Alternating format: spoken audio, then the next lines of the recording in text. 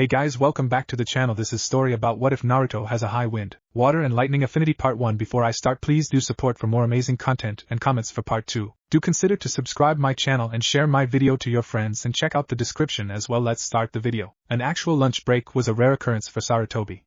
Normally, lunch was eaten in his office, so being able to leave was a treat. It was also rare for his lunch break to actually line up with the actual lunch hours. His path today happened to bring him past the academy. Seeing some academy students run past, he looked in the direction they had come from.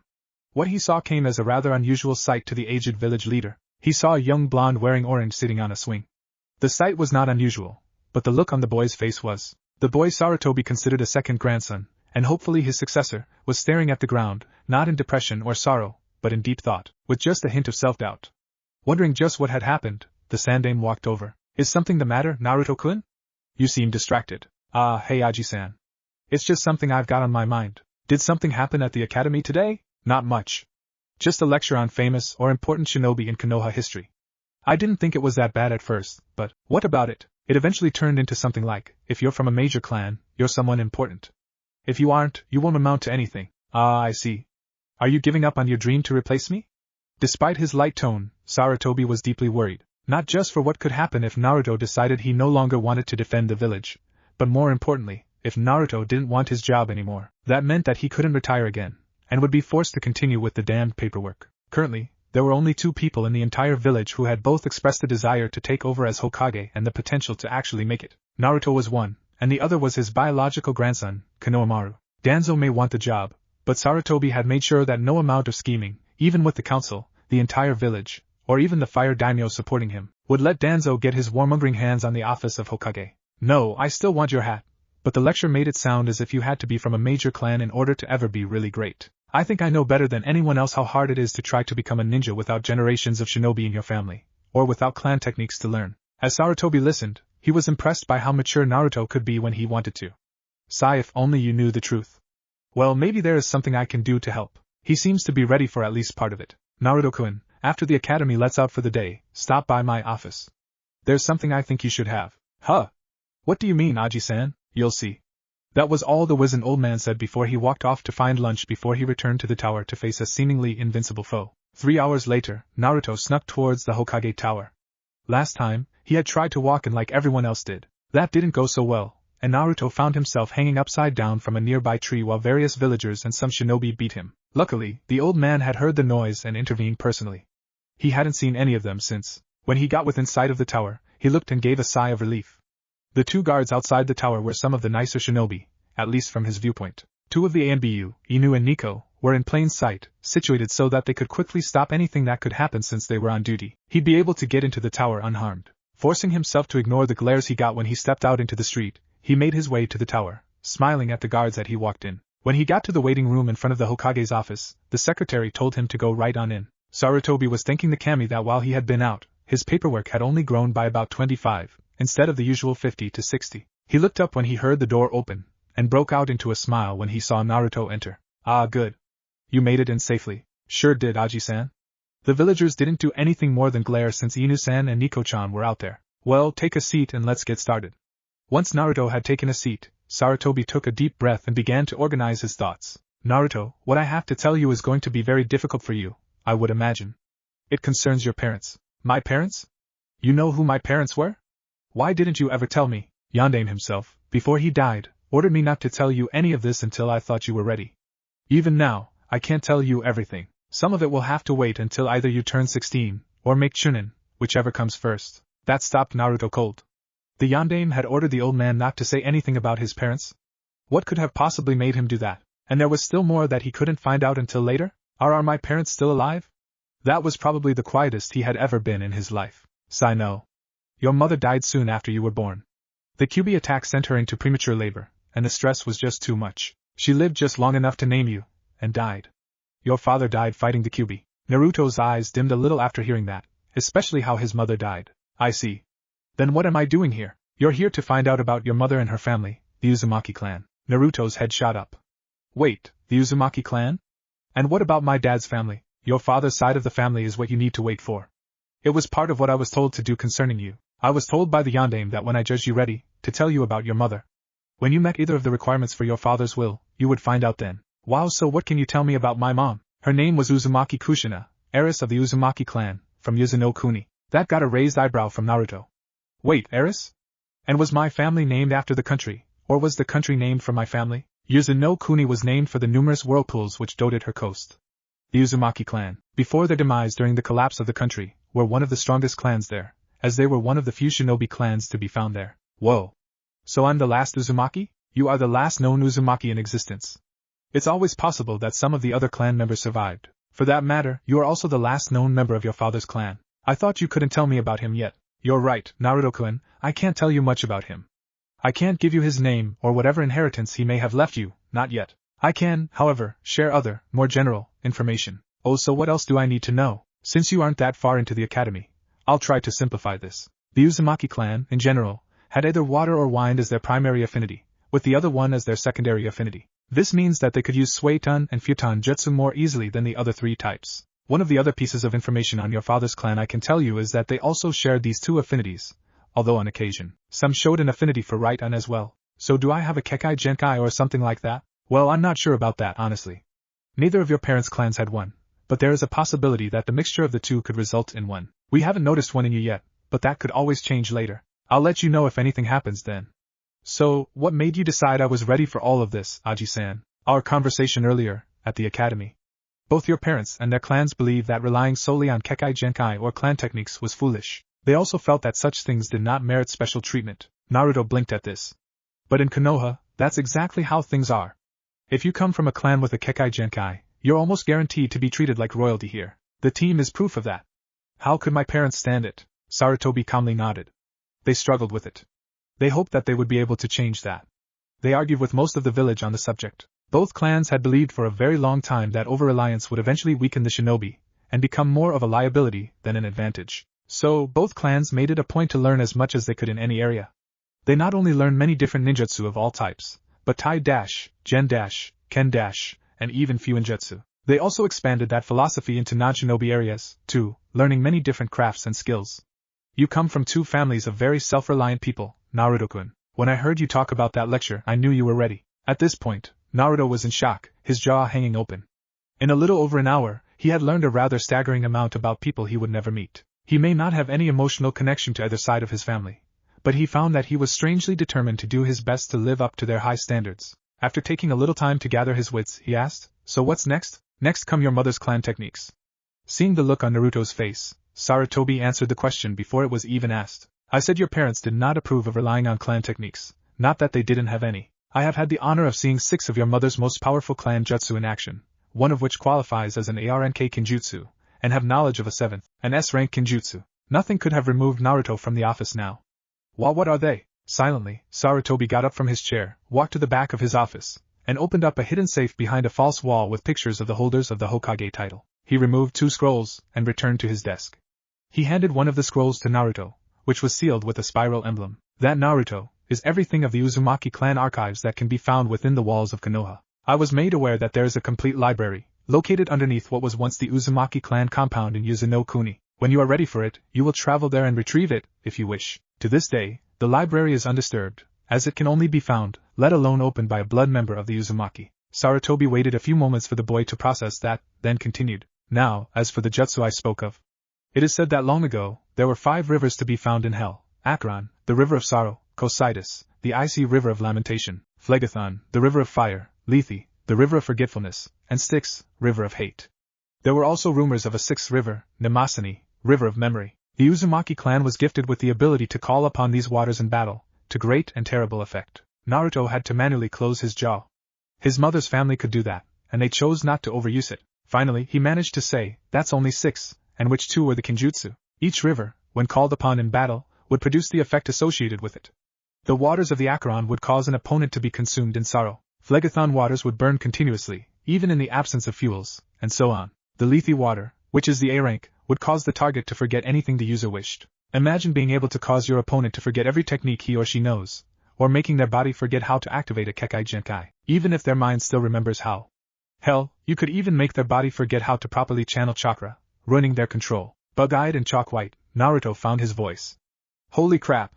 I'm almost afraid to ask about the S rank. Mnemosyne is the S rank, and the one I have never seen.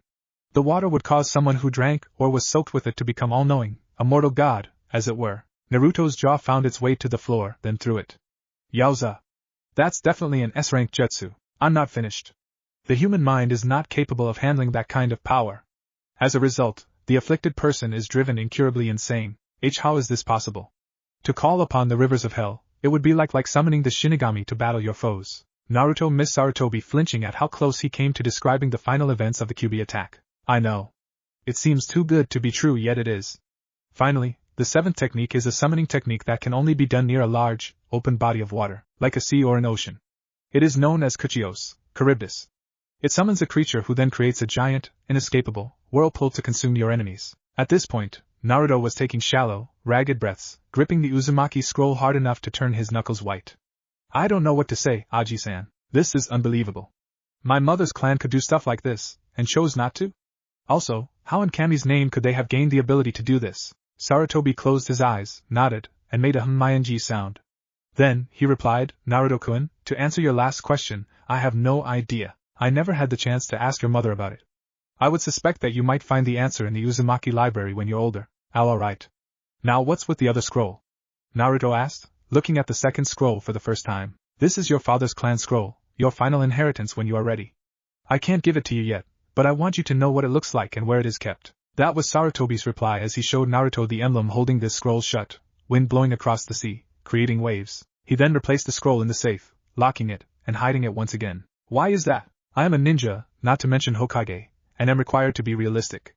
No matter how hard I may try, there is always the chance that I will not be the one to give you this. I may, sometime in the next few years, find someone to become the Godame, and retire again. You would then need to get the scroll from them. I am also an old man, and have lived well beyond the average life expectancy for a ninja. I may die before you meet the requirements to obtain your father's will. That sobered Naruto. Oh, so what now? I want you to channel some chakra into this. Sarutobi handed Naruto a white card, one side covered with seals. I've seen some shinobi use things like this. But they didn't have seals on them. Those are used to test one's primary affinity. This will analyze the strength of your affinity to all 5 elements. Okay. Channeling chakra into the paper, Naruto saw 5 different colored bars appear on a graph. Handing the card back to the Sandaime, he waited for the verdict. Well, wind is your primary affinity. Water is second, like I said it would be. You have a mild affinity for earth, not as strong as wind and water, but better than average. Fire and lightning, however, are almost beyond your grasp. It will take a lot more effort to properly learn, use, or master those elemental techniques. So if I want to use a lot of fire and lightning jutsu, they're going to be very difficult? Yes. It will take about 2 or 3 times more effort than someone who has it as a primary affinity. Huh. Well, I really don't know how much more I can handle. A smirk found its way to the old man's at this. Then this should be good for a laugh or two. One last thing, before you go, then, when you eventually get married, it would be best for her to be a wind or water affinity as well, if she's a kunoichi. He wasn't disappointed. That proved to be enough to snap Naruto's mind, and he blacked out, falling out of the chair. Ah, that was worth it. Chuckling, Sarutobi got Naruto over to a couch on the side of his office, one normally reserved for when he needed a break, but couldn't leave the office. Half an hour later, he heard the moans and groans signaling Naruto's return to consciousness. Of what in the elemental countries happened? Heh. You took in a little too much in one sitting. Yeah, I'll be going then. I want to start reading this as soon as I can. Actually, that's a storage scroll.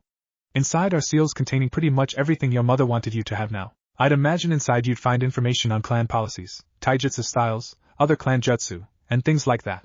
You might even find pictures or a journal. Oh, cool. I'll have to visit if there's something I don't understand. For some reason, the academy teachers don't answer my questions. Sigh, I don't believe this. I'm too old for this. Feel free to visit when you can. You'll probably get some experience in my job if you do. Cool.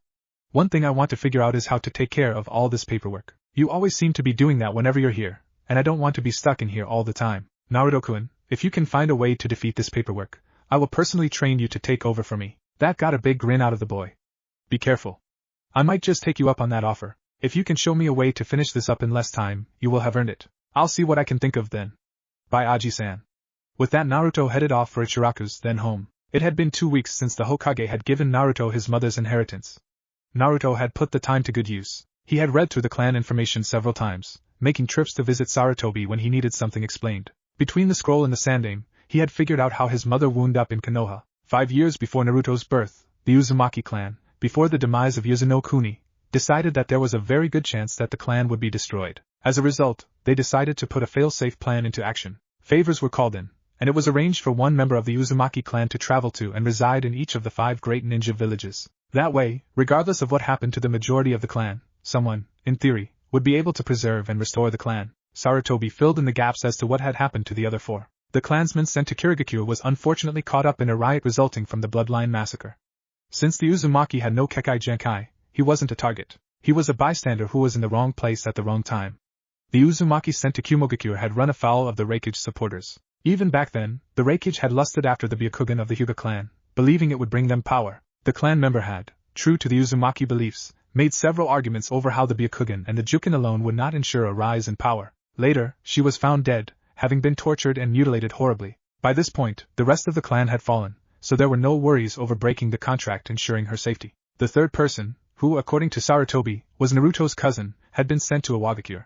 He never arrived. The escort party was ambushed about halfway through the journey by an unknown group, and the recovery team that was dispatched could not find his body. Sarutobi told Naruto that if there were any other surviving Uzumaki, it would be this cousin. Finally, the woman sent to Sunagakure died shortly after her arrival there. The caravan taking her to Suna was attacked by bandits. She helped fight them off, but a bandit struck a lethal blow. She died 2 days later in the Suna hospital. Naruto was now preparing to try and learn some of his clan techniques. He was annoyed to find out that more than half of the jutsu listed as Uzumaki only could only be performed near a large body of water, like a sea or ocean, or lacking that, a deep, fast-moving river. One such jutsu was the Naruto no Jutsu, which simply couldn't be performed in landlocked Konoha. That one he had really wanted to learn, if only because it had his name on it. He had also gotten Sarutobi's help preparing him for the day he would be ready to learn the 6 river techniques. The scroll with the information on them had included a set of seals that needed to be applied somewhere on the body in order to use the techniques. The seals themselves were nothing more than the sets of kanji for the attributes of each of the 6 rivers, hatred, sorrow, etc., and when properly applied, looked like tattoos. When asked where he wanted them, Naruto had them placed between his shoulders. Right now, he was getting set to try one of the chakra control exercises specially developed by the Uzumaki clan. While the academy teachers had shown the students one involving a leaf, he wasn't doing so well with it, and the teachers would berate him for his lack of progress, when they weren't ignoring him outright. Then he had read in the scroll that, by default, an Uzumaki had poor chakra control using the standard control exercises, until they had at least attempted the Uzumaki ones. Hoping that this would remedy his troubles, he had spoken to the old man, and now Inu-san was accompanying him to an empty training ground. According to the scroll, the exercise required a naturally formed whirlpool. Since Konoha was landlocked, Naruto had to improvise, and the scroll had provided a way to perform the exercise inland. All that was required was a pool of water at least 5 feet deep and 10 feet wide. The training ground Naruto was heading for had a small waterfall with a basin that met the requirements. Once there, he would have to use a technique to create a whirlpool in the basin, and use chakra to hold himself on top of the whirlpool, and not get sucked under. In order to master the exercise, he would need to be able to successfully walk against the current inside a whirlpool spinning at full power. Now to any observer, this would have looked and sounded ridiculous.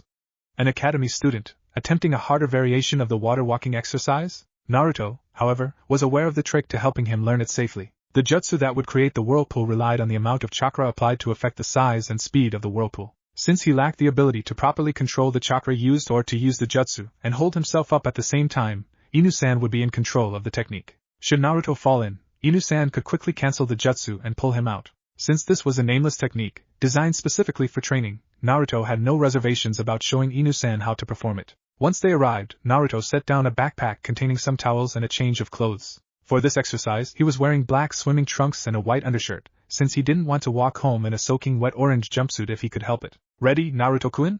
came the slightly distorted voice from behind the porcelain dog mask. After Naruto nodded, the ANBU began channeling chakra into the water, causing it to spin. In less than a minute, a whirlpool matching the description of the beginner's level of the exercise had formed. Naruto took a moment to focus and began channeling chakra to his feet like he was told.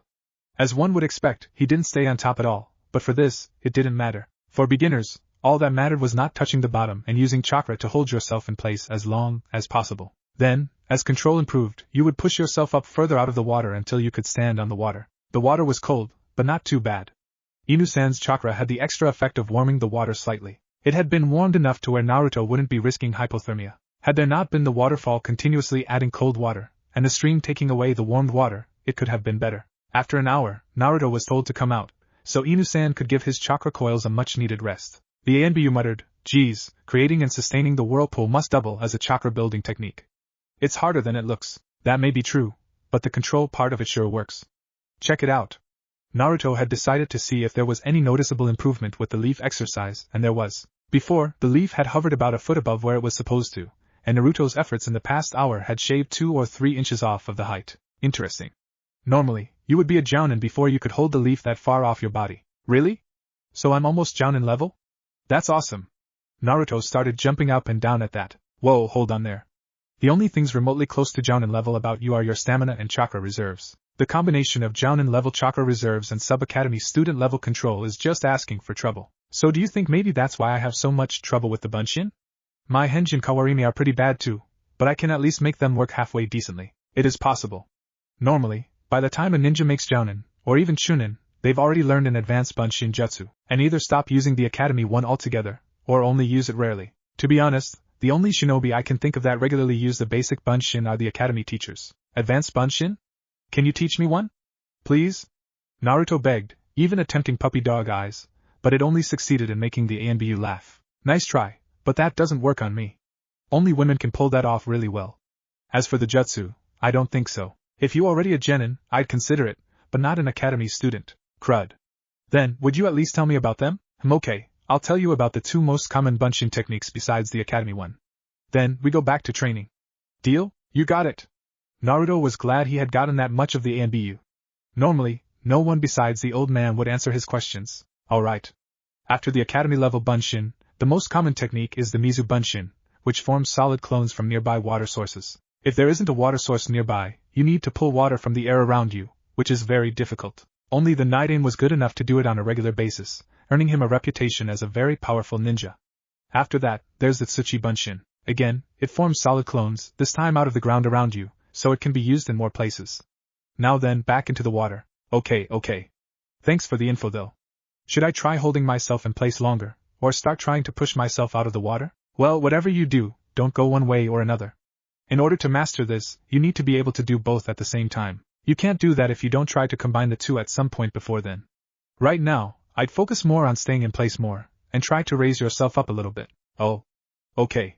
With that, Naruto resumed the exercise, trying to work on 2 different things at once. By the time the 2 decided to call it a day, Naruto could hold himself about 2 inches out of the water and hold fall in for about 10 minutes. Not the best, but not too shabby for one day's effort. He also had the leaf exercise down to the point where it would have earned a pass for any student, except him. So, 4 o'clock on Monday, Naruto-kun? Yeah, that should work. I'll be done with the academy for the day by then. I think I'll just spend the rest of today working on a clan taijutsu style I saw. The scroll says that a master of this style can beat both the Sharingan and the Byakugan. That got the ANBU's attention. Many ninja claim to have developed a style like that, but they've all failed. So how does yours work? Well, both Dijitsu allow the user to see chakra. So, to counter them, you channel so much chakra that it either blinds them if you're fighting a Hyuga, or makes it so they can't see what you're doing. If it's a Uchiha, they would know only the most general of movements, like which direction you would come in at, or if you're going to punch or kick, but wouldn't be able to see if it is a closed fist, an open fist, or a hand weapon attacking. Also, doing this prevents them from copying jutsu. They can't copy the seals if they can't see the seals, right? The ANBU was at a loss. It makes sense in theory, but how does he know so much? I suppose, but how do you know so much about their Kekai Genkai? That sort of information is highly classified. Before she died, my mom took notes on all the Kekai Genkai in the village, and came up with a bunch of possible strategies on how to beat them. It's up to me to see if any of them work, though. This should be interesting. The ANBU muttered to himself, I should have known. The Uzumaki dislike of Kekai Genkai was legendary in the shinobi world. Of course she would have wanted to prove her point here, where Kekai Genkai are worshipped. Mina-san? The ANBU turned to look at Naruto. My clan didn't dislike Kekai Genkai, at least not as much as what you might think. They disliked it when clans became dependent on them to fight. Second, you knew my mother? I knew of her, but I never really got the chance to meet her. What I do know is that she had a reputation as being a true kunoichi, not some pathetic fangirl type. Now, I thought you were orphaned at birth. How could you know about the Uzumaki clan? I was. Mom died after I was born, and my dad died fighting the Kyubi. The Yondaime had ordered the old man not to tell me about Mom until I was ready. He told me about 2 or 3 weeks ago. Sensei, what could have prompted you to do that? What about your father and his family? Not much. Aji-san said that most of that would have to wait until I either turn 16 or make chunin. What I do know is that they had pretty much the same attitude as the Uzumaki on things like Kekai Genkai. Huh. Why does this sound so familiar? Anything else? Yeah. The rest of my inheritance is in a scroll in Aji-san's office, sealed with an emblem dealing with wind and waves. Naruto heard the sound of someone choking, and looked at the ANBU, only to see him lying on his back, coughing. By the kami! There's no way he could be Sensei's son. I mean, aside from the hair, the eyes, and oh shit. Damn it, how could I miss this? Without the whiskers, he looks just like Sensei. Hataki, you idiot. Take your own advice and look underneath the underneath. Are you okay, Inu-san? Ah, yeah? A fly flew into my mask and down my throat. How could a fly get through that mask? Alright, I'll see you on Monday then. Bye. Naruto walked out of the training area, leaving the ANBU to sit up, one thought running through his head. I need to talk to Sandaime-sama about this. Following his new training program had sent Naruto to bed exhausted. In the morning, he was refreshed, although he was still a little sore. He was now headed towards the academy to see if his new regimen had done enough compared to his classmates' training. Meanwhile, over at the Hokage Tower, Sarutobi was about to have an unexpected visitor. Sandaime-sama, Inu-san is here to see you. Sarutobi looked up from his paperwork to his receptionist. There wasn't too much paperwork to do at the moment, but the day had just started, and the village certainly had enough trees to generate more. I wasn't expecting this at all. Send him in. Bowing, the receptionist backed out of the office as an ANBU in a dog mask walked in. Good morning, Hokage-sama. Morning, Kakashi-san. No book today? This must be serious. I believe it is. It has to do with Naruto. I see. How did his training go yesterday? Very well. He is as good as can be expected from someone still in the academy. Also, the whirlpool technique apparently doubles as a chakra building exercise. Just from those few hours I was performing it, my reserves grew a noticeable amount. Yet that isn't what I was here for. Then what brings you here? I'll be blunt, Hokage-sama. Is Naruto my sensei's son? That got an eyebrow to rise from the Sandaime, an unusual question. Why do you ask? When we took a break, Naruto told me about his inheritance from his mother, and said that his father's will was in a scroll in your office, sealed with an emblem of wind and waves. Sensei was the only person in Konoha with that type of family crest. Also, once I got a good look at him, he looks too much like Sensei for it to be coincidence. Is there something I should know? I hoped he would have had more sense than to tell someone else about that scroll, but he is only 10. At any rate, you're right. He is the son and heir of Namikaze Minato, Yondaime Hokage, as well as Uzumaki Kushina. He is the last known living member of both clans. Why wasn't anyone told? It might have helped him get adopted. Surely Sensei could have arranged that for his son, rather than trust the villagers. Minato didn't trust the villagers. Wait, what? He said he wanted Naruto to be seen as a hero. Doesn't that mean he had faith, however misguided, in the village? Yes and no. Yondaime believed in the village, but not the villagers. There is a difference. He was willing to lay down his life to protect the village. However, he was well aware of the fact that most of the villagers would probably ignore his dying wish. Yet, he gave them a chance to prove him wrong, by honoring his wish. So far, he's been proven right. He also made sure that Naruto couldn't be adopted, and set penalties in his will in case anything should happen to Naruto. He made sure Naruto couldn't be adopted? What penalties? You lost me, Hokage-sama. If Naruto were to be adopted, his new parents would have complete control over his inheritance from both his mother and father. What would stop them from killing Naruto after that, and keeping everything? That was how Yondaime saw it, so he made it impossible for anyone, even me, to adopt him under most circumstances. I'm sorry to admit he seems to be right about that as well. And these penalties you spoke of? I'm not aware of all of them, but I know of some. There is a stipulation in the will leaving a very sizable amount of money to the village. It can only be accessed by Naruto himself, when he turns 18. He also has final say in whether or not the money is ever given to the village, so the village could be stabbing itself in the foot for all we know. Why wasn't Naruto sent outside the village then? He could have lived the life he wanted for him elsewhere. The contract with the Uzumaki clan prevents that. When Kushina died, the contract passed on to Naruto, guaranteeing him residence within the village. Much as they might want to, the council can't exile Naruto or order his death, under any circumstances. Should either happen, we would lose much of our funding. Except for Naruto, isn't the Uzumaki clan dead? How could our funding be cut? There is one member who hasn't been located.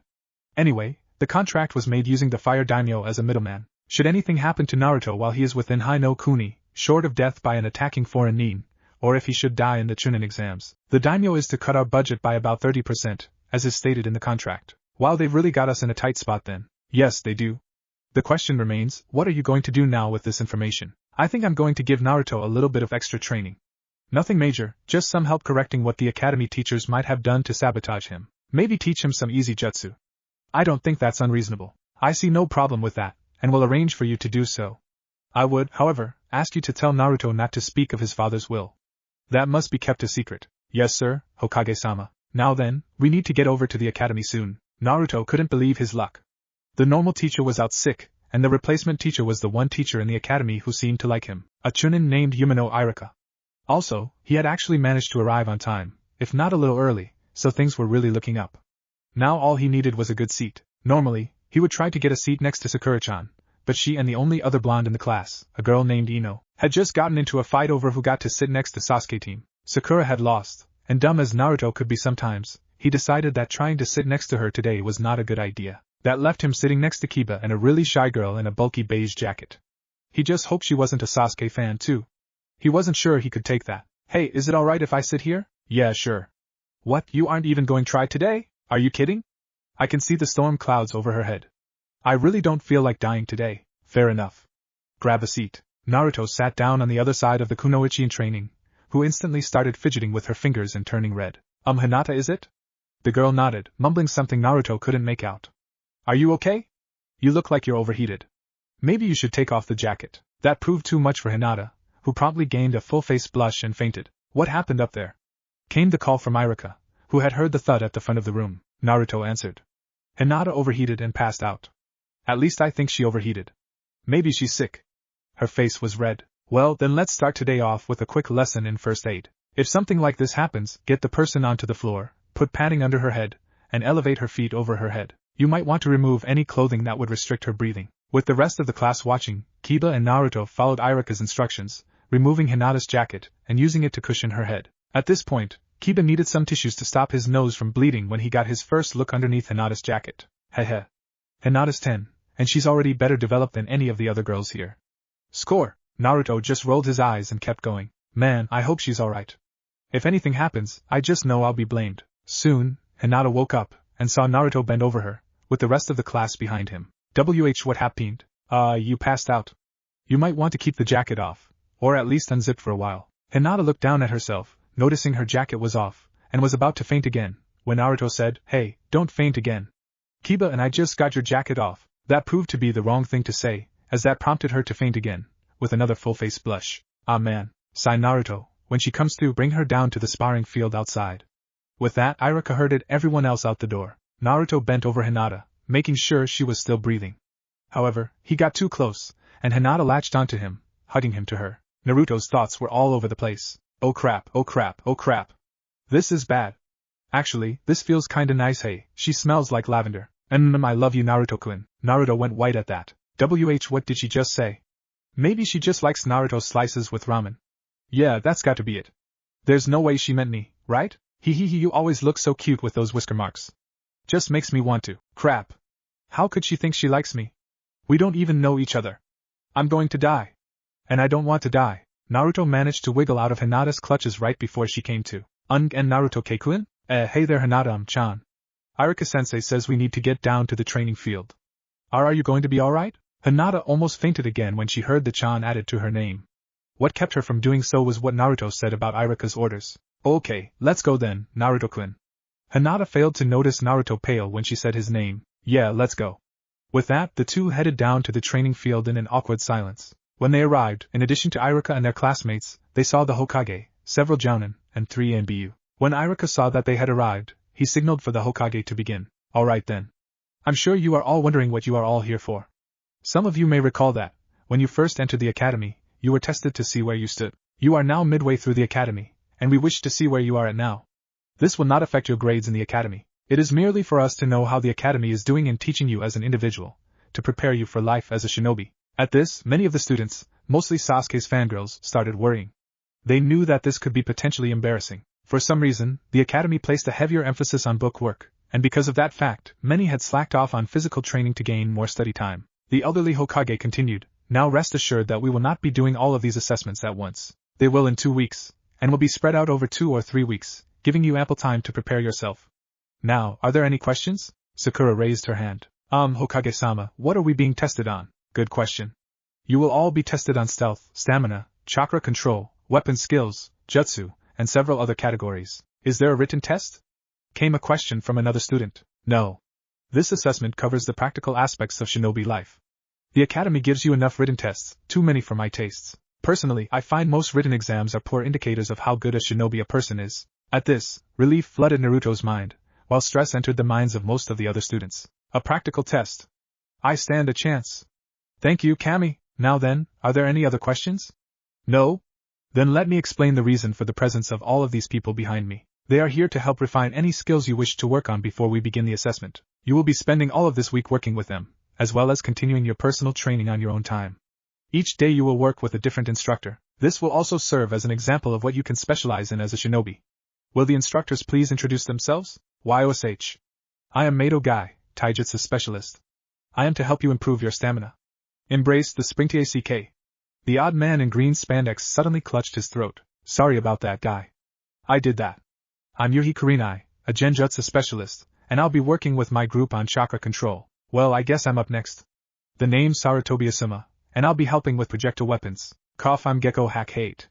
I'm Hack, a Kenjutsu Specialist, and will be working with Hack close range, armed combat. The name's Shiranu Ginma, and my group will be covering tracking and stealth. I'm known as Inu, and my group will be covering ninjutsu. I'm not teaching any, but you will learn tips on how to learn jutsu faster. Following the introductions, Sarutobi spoke once again. You should also know that Yumino Irika has agreed to give lessons on basic traps. Now then, I suggest that you split up and choose an instructor. Naruto was torn. He couldn't decide which group to join for the day. The chakra control group was out until he got better at his clan's personal ones. Since he was able to evade Jounin and Anbu to a degree, he decided stamina could wait a bit. Inu's group would probably be the biggest, at least today, so Naruto decided against that in favor of more personal attention. On the other hand, he knew he needed help with kunai and shuriken throwing, so Asuma's class was high on his list of priorities. The same went for tracking and stealth. He wasn't sure about what the Kenjutsu teacher could do, but knew what he was teaching was important. Eventually, he decided to take Irika-sensei's trap-making class. When the other instructors saw Naruto head towards Irika, they let out a small sigh of relief. They didn't hate him, but they were nervous about his habit of pulling pranks on his teachers. Since they didn't know about his training with Inu, Yumino Irika was the only teacher who Naruto seemed to listen to, and even he wasn't completely safe from Konoha's self-proclaimed prank king. When they were asked to help with this, the Jounin all went to Irika to ask for tips on how to handle Naruto. His reply was simple: there's no real trick to it. Just pay attention to him and treat him with respect, and he won't do anything too terrible. In other words, treat him like the other students. If his advice worked, it looked like this wouldn't be too bad. The week had passed quickly. Aside from a little awkwardness when Hinata was around, there weren't many problems for Naruto. He still wasn't sure what to do about Hinata had said, so he decided that he wouldn't mention it to anyone, and spend more time around her to see how he felt. What he was sure of was that Hinata was nice to be around, if a little too shy. Once the other instructors saw that Irika's advice was good, they warmed up to Naruto. Apparently, either Inu or the Hokage had told Kurinai about the Uzumaki exercises. When she talked to Naruto about it, she commented about how even Jounin would have trouble with something like that, and asked how an academy student could even attempt it. Naruto responded that until he had enough control to do the water walking exercise, the point was to hold yourself in place without touching the ground, and then push yourself out of the water. That left Kurinai and the other instructors, who had listened in, wondering if they could benefit from the exercise any. Naruto's private sessions with Inu-san had changed slightly. Instead of focusing only on the control exercises, the ANBU had also begun helping with the other aspects of being a ninja. Some of it, like a mini lecture on the meanings of all the hand seals and their effect on the jutsu, went completely over his head, but Inu-san said he would understand it eventually. He was also given basic training in the use of weaponry beyond kunai and shuriken, although Inu-san had helped him with those as well. After a discussion between Naruto, Inu-san, and the Hokage, Naruto was being given a chance to learn one of the two advanced Bunshin techniques Inu had told him about. Initially, Sarutobi had been against it, asking why Naruto should learn an advanced technique before he could use the basic version. Inu replied that Naruto already had better control than most of the other students, but still couldn't perform a basic Bunshin. After Naruto discovered he could now properly perform the leaf control exercise, Inu had him begin a new exercise, tree climbing, in addition to continuing the whirlpool one. He was nowhere near done with it, but it still put him slightly ahead of his classmates. After hearing that, Sarutobi thought about it for a second, wondering aloud what the problem could be, although Naruto was the only person in the room who was unaware of the real reason. Finally, Sarutobi relented and asked whether Naruto should try Mizu Bunshin or Tsuchi Bunshin. It was a tough call. Mizu would work with his affinity, while Tsuchi would work well just about anywhere he went. Eventually, it was decided to try and teach him Tsuchi Bunshin, as his eventual teacher would probably know the more common Mizu Bunshin. Now the three of them were in Naruto's usual training spot, so he could learn the jutsu in secret. Sarutobi, despite his faith in Naruto's potential, still felt that he needed the basic Bunshin before he could move on. He had to admit, though, this did stand a chance of working. He was well aware that the definition of insanity is doing the same thing endlessly, expecting different results. Regardless of how Naruto performed, he would still have a new jutsu to work on. He was never so glad to be wrong. After maybe 5 or 6 minutes of Inu showing him the sequence of seals and Naruto duplicating them, Naruto was ready to try. With a cry of Tsuchi Bunshin no Jutsu, his first attempt was underway. It was a remarkable attempt from an academy student. A large amount of earth gathered near Naruto, and an arm extended from the mound, flailed around, and dissolved back into mud. With a little coaching, he was able to manifest the entire upper half of his body for a second try. 5 tries later, he had the technique down. Well, I'll be. Congratulations, Naruto-kun. You proved me wrong. That is a proper Tsuchi Bunshin. Now you just need to work on forming them faster and in greater numbers. Alright. A new technique, just in time for that assessment. That reminds me, how come last year's class didn't do this? For several years I have been arguing with the council over the academy standards and curriculum. I feel that the academy standards have relaxed too much lately. The focus on book work doesn't help either. This year, for some reason, the council gave in and agreed to an assessment of a class halfway through the academy. A set of standards was created for what should and should not be possible of those students. Should the majority of your class not meet those standards, the curriculum will be changed for the next year, in an attempt to fix the problems. I don't know, Aji-san. I'm guessing they did it so the Uchiha could show off. As if his ego wasn't already the size of the Hokage monument. Perhaps he is a bit arrogant, but hasn't he earned that right? Naruto could tell there was something important behind that question. How has he earned it? He's treated nice because he's the last Uchiha. The teachers always try to help him, even though he won't accept it. Then, when I ask for help, they throw stuff at me and tell me to go away. The way I see it, the only thing he's really earned is his class ranking. Sarutobi cracked a small grin at that. Once again, the Uzumaki mindset surfaces. A determination to earn what you have, rather than have it given to you. You might be right. Sasuke is treated very well, but he has earned very little of it. Some of it stems from the fact that he watched his family die in front of him at the hands of his brother, and is acceptable, to a point. Much more, however, may come because he is as a result of that, the last Uchiha. One of Konoha's greatest weaknesses is the very issue we spoke of before I gave you the Uzumaki scroll. Then, when I become Hokage, I'm going to change it. I don't know how, but I'll do it. I wish you luck. The clans have grown used to their privileges. They will not give them up easily. Naruto-kun, I have a question for you. Inu spoke up. What is it, Inu-san? You are listed as the dead last at the academy, and are generally viewed as a smiling idiot. Right now, however, you aren't acting like either. What is going on? Naruto cracked a grin. That's easy. Isn't one of the points of being a good ninja to be underestimated by your target? And isn't another point not showing what you're really capable of? He got nods from both shinobi. Well, isn't the best way to do both to be seen as an idiot? The rookie of the year is expected to be the best out of his year. The dobe is supposed to be the worst, and is underestimated. This makes it easier to surprise your opponent. So, just how much of your performance at the academy is this act? The academy? Not much. I honestly suck at paper tests, so parts of your personality are just an act. What about the orange? Naruto's smile dimmed a little. Sort of. It gets me attention, and I know it looks stupid. It's also my favorite color, and it's all any store in the village will sell me. That got the attention of the two adults. The elder of the two spoke. I wish you had told me sooner, Naruto-kun. I could have told you where you could buy something else. I've been to every store. Most chase me out, calling me demon and threatening to kill me. Well, I could have arranged to order you some clothing and other supplies from outside the village. Naruto perked up at that. Really? Could you do that for me then? Just what you think would work, certainly. Since part of your monthly stipend is meant to cover clothing and supplies, I'll just take the money from there. Thanks, Aji-san. You're the greatest. I try. The assessment had come, and was now almost over. Naruto had done well, better than just about everyone else. He guessed that most of the judges had wanted to fail him on everything, judging from their glares. Unfortunately for them, with the Hokage serving as another judge, they were forced to grade honestly. The last section was today, and it was the jutsu test. What they had to do was perform their best jutsu. Some would only be able to perform one of the academy jutsu, but some would attempt one of their clan techniques. The Uchiha had just pulled off a katan technique of some kind, and everyone started clapping, some louder than others. Next was Naruto, and finally Yamanaka Ino. When Naruto's name was called, the audience began muttering.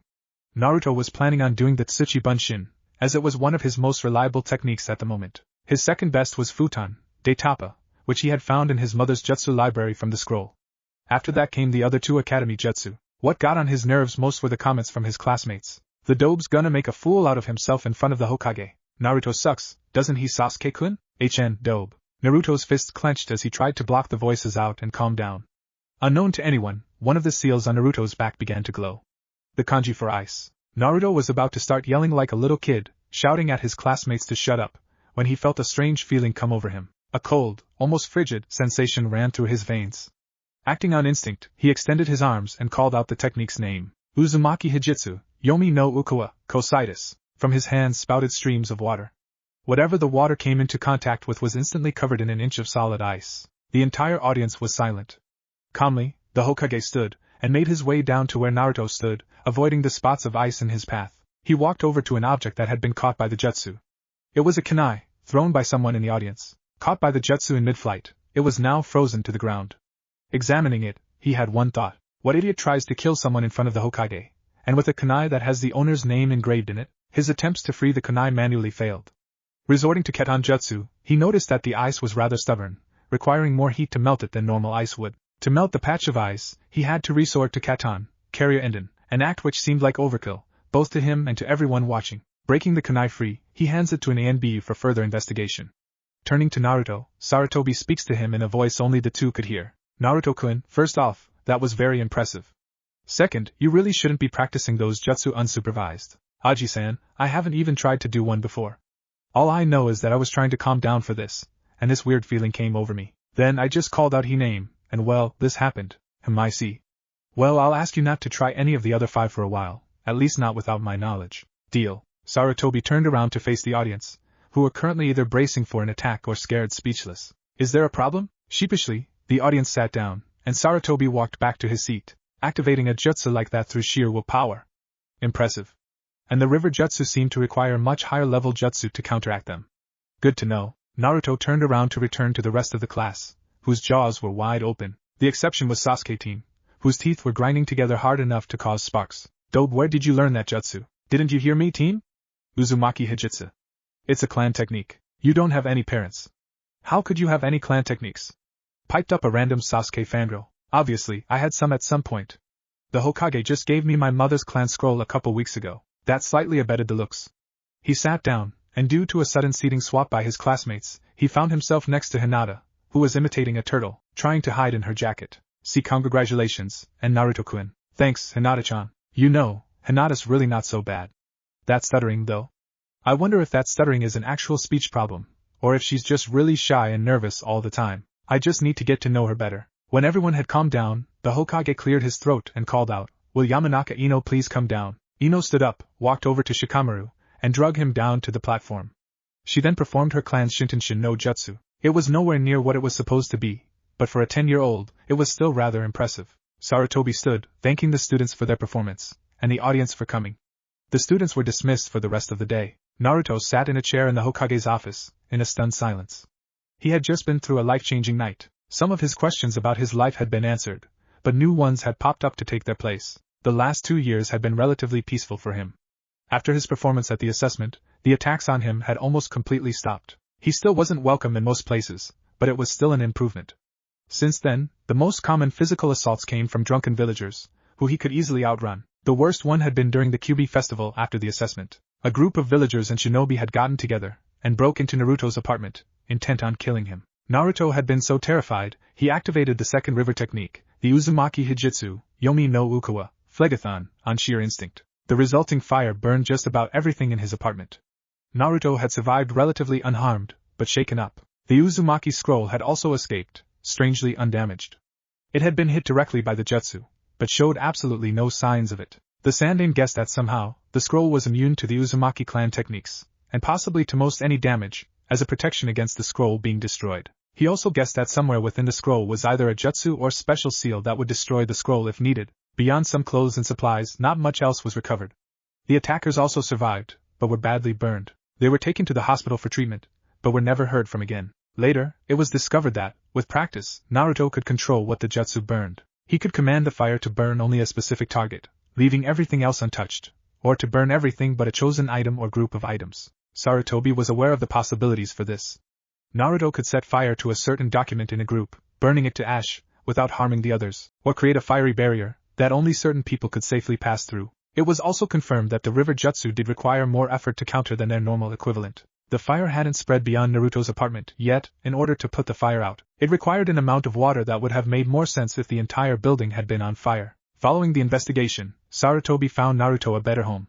He was now under the care of Inu, or when he was off duty, Kakashi. Sarutobi had gone through the Yandaime's instructions for Naruto, and found he had misread part of it. Naruto still couldn't be adopted by anyone, but there were 3 people Yandaime trusted to take Naruto in, if need be. Sarutobi himself was one, Kakashi the second, and Minato's sensei, Jiraiya, was the third.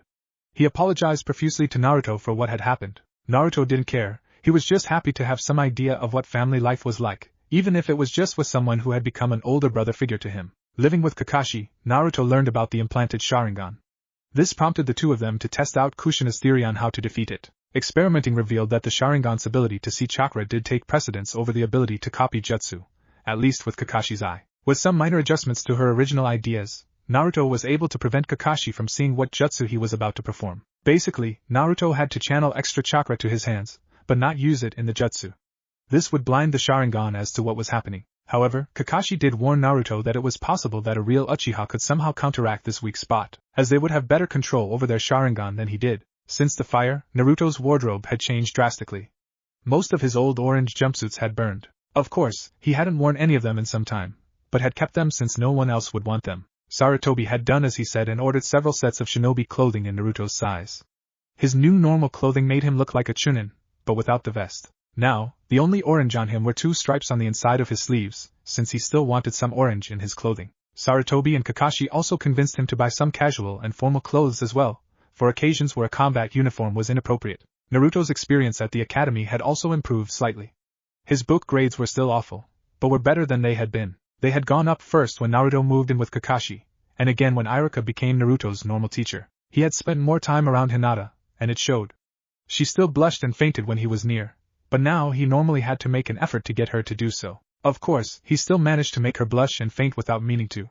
The stutter was still there, but had also lessened greatly. Naruto still wasn't sure how he felt about her, although she was pretty cute, and he enjoyed her gentle, shy, and quiet personality. Hinata still wasn't aware that she had confessed to Naruto, but was loving the fact that her crush was actually paying attention to her. Sakura seemed blissfully unaware of the change in Naruto's attention, although everyone else in the class was wondering what had happened. The kicker had come on the day of the Genin graduation exam. With the exception of the written exam, Naruto had passed all the parts of the test. He had gotten a good laugh during the jutsu portion on the test. It had been the dreaded Bunshin, which he still couldn't do. However, he had managed to keep the fact that he knew an advanced Bunshin jutsu a secret the entire time, as a trump card. As he was headed down to take his turn, Sasuke team had started insulting him. In retaliation, Naruto created 2 Tsuchi Bunshin outside, which entered the academy and then entered the classroom, walked over to the Uchiha. One held him down, while the other gave him a wedge. Both then dispelled themselves, pouring mud onto the Uchiha. The reactions of his classmates were mixed. At first, there was stunned silence, then the noise level rose dramatically. With the exception of Hinata, every girl in the room wanted Naruto dead. However, the other boys, except for Sasuke team, had broken out into laughter. Shino was the other exception, though those sitting near him swore they had heard him chuckle. Kiba began bowing down to Naruto, laughing while chanting, "I'm not worthy." Having heard the noise, both Iruka and Mizuki had come into the classroom, to see the rookie of the year covered in mud, glaring at Naruto. After they figured out what had happened, they asked where he had learned such a jutsu. Naruto simply replied that he had a private tutor. Iruka promptly passed Naruto on the jutsu portion, and gave Naruto his new Hitaiite.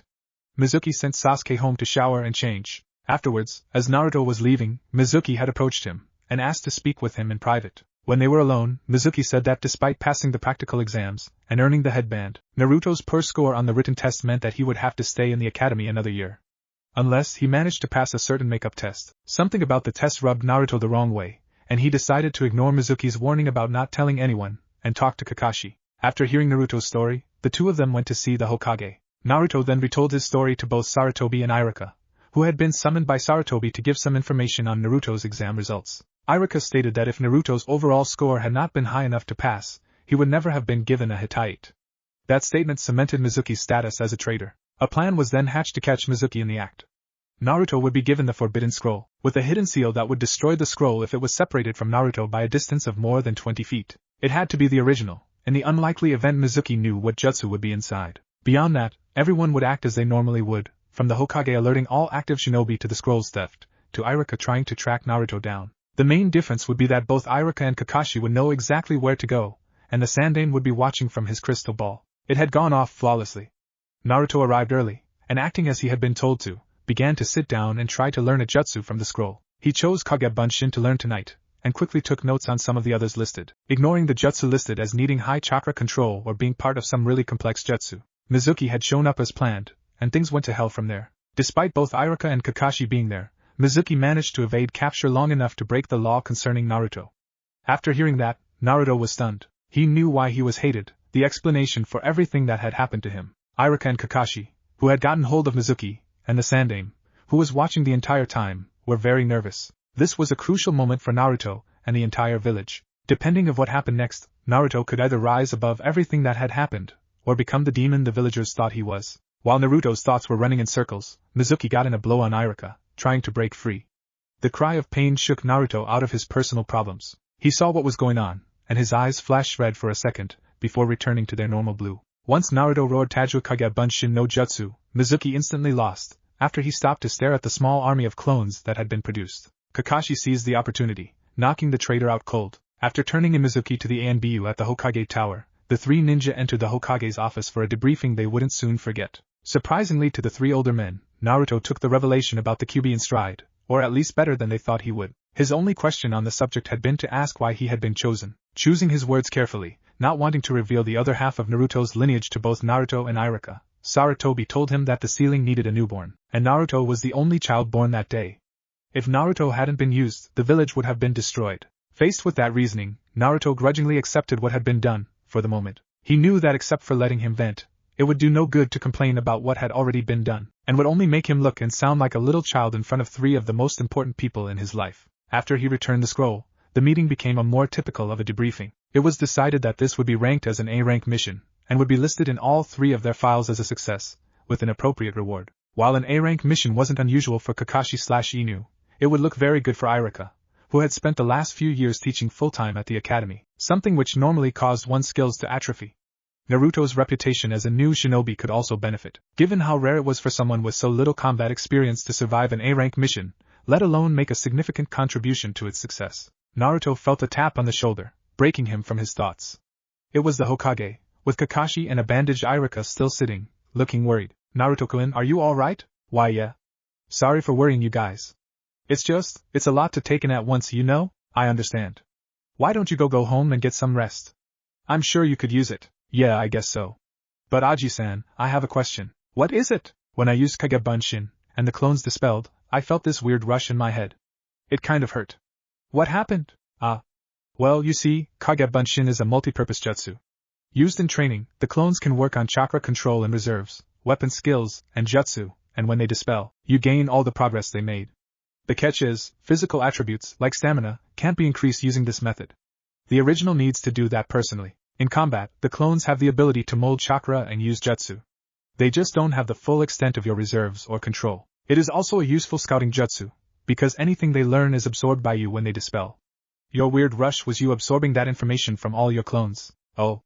After a second, Naruto began to process the explanation, and began to arrive at a conclusion. And we all know what it is. So why don't you use them to help with your paperwork? Sarutobi blinked.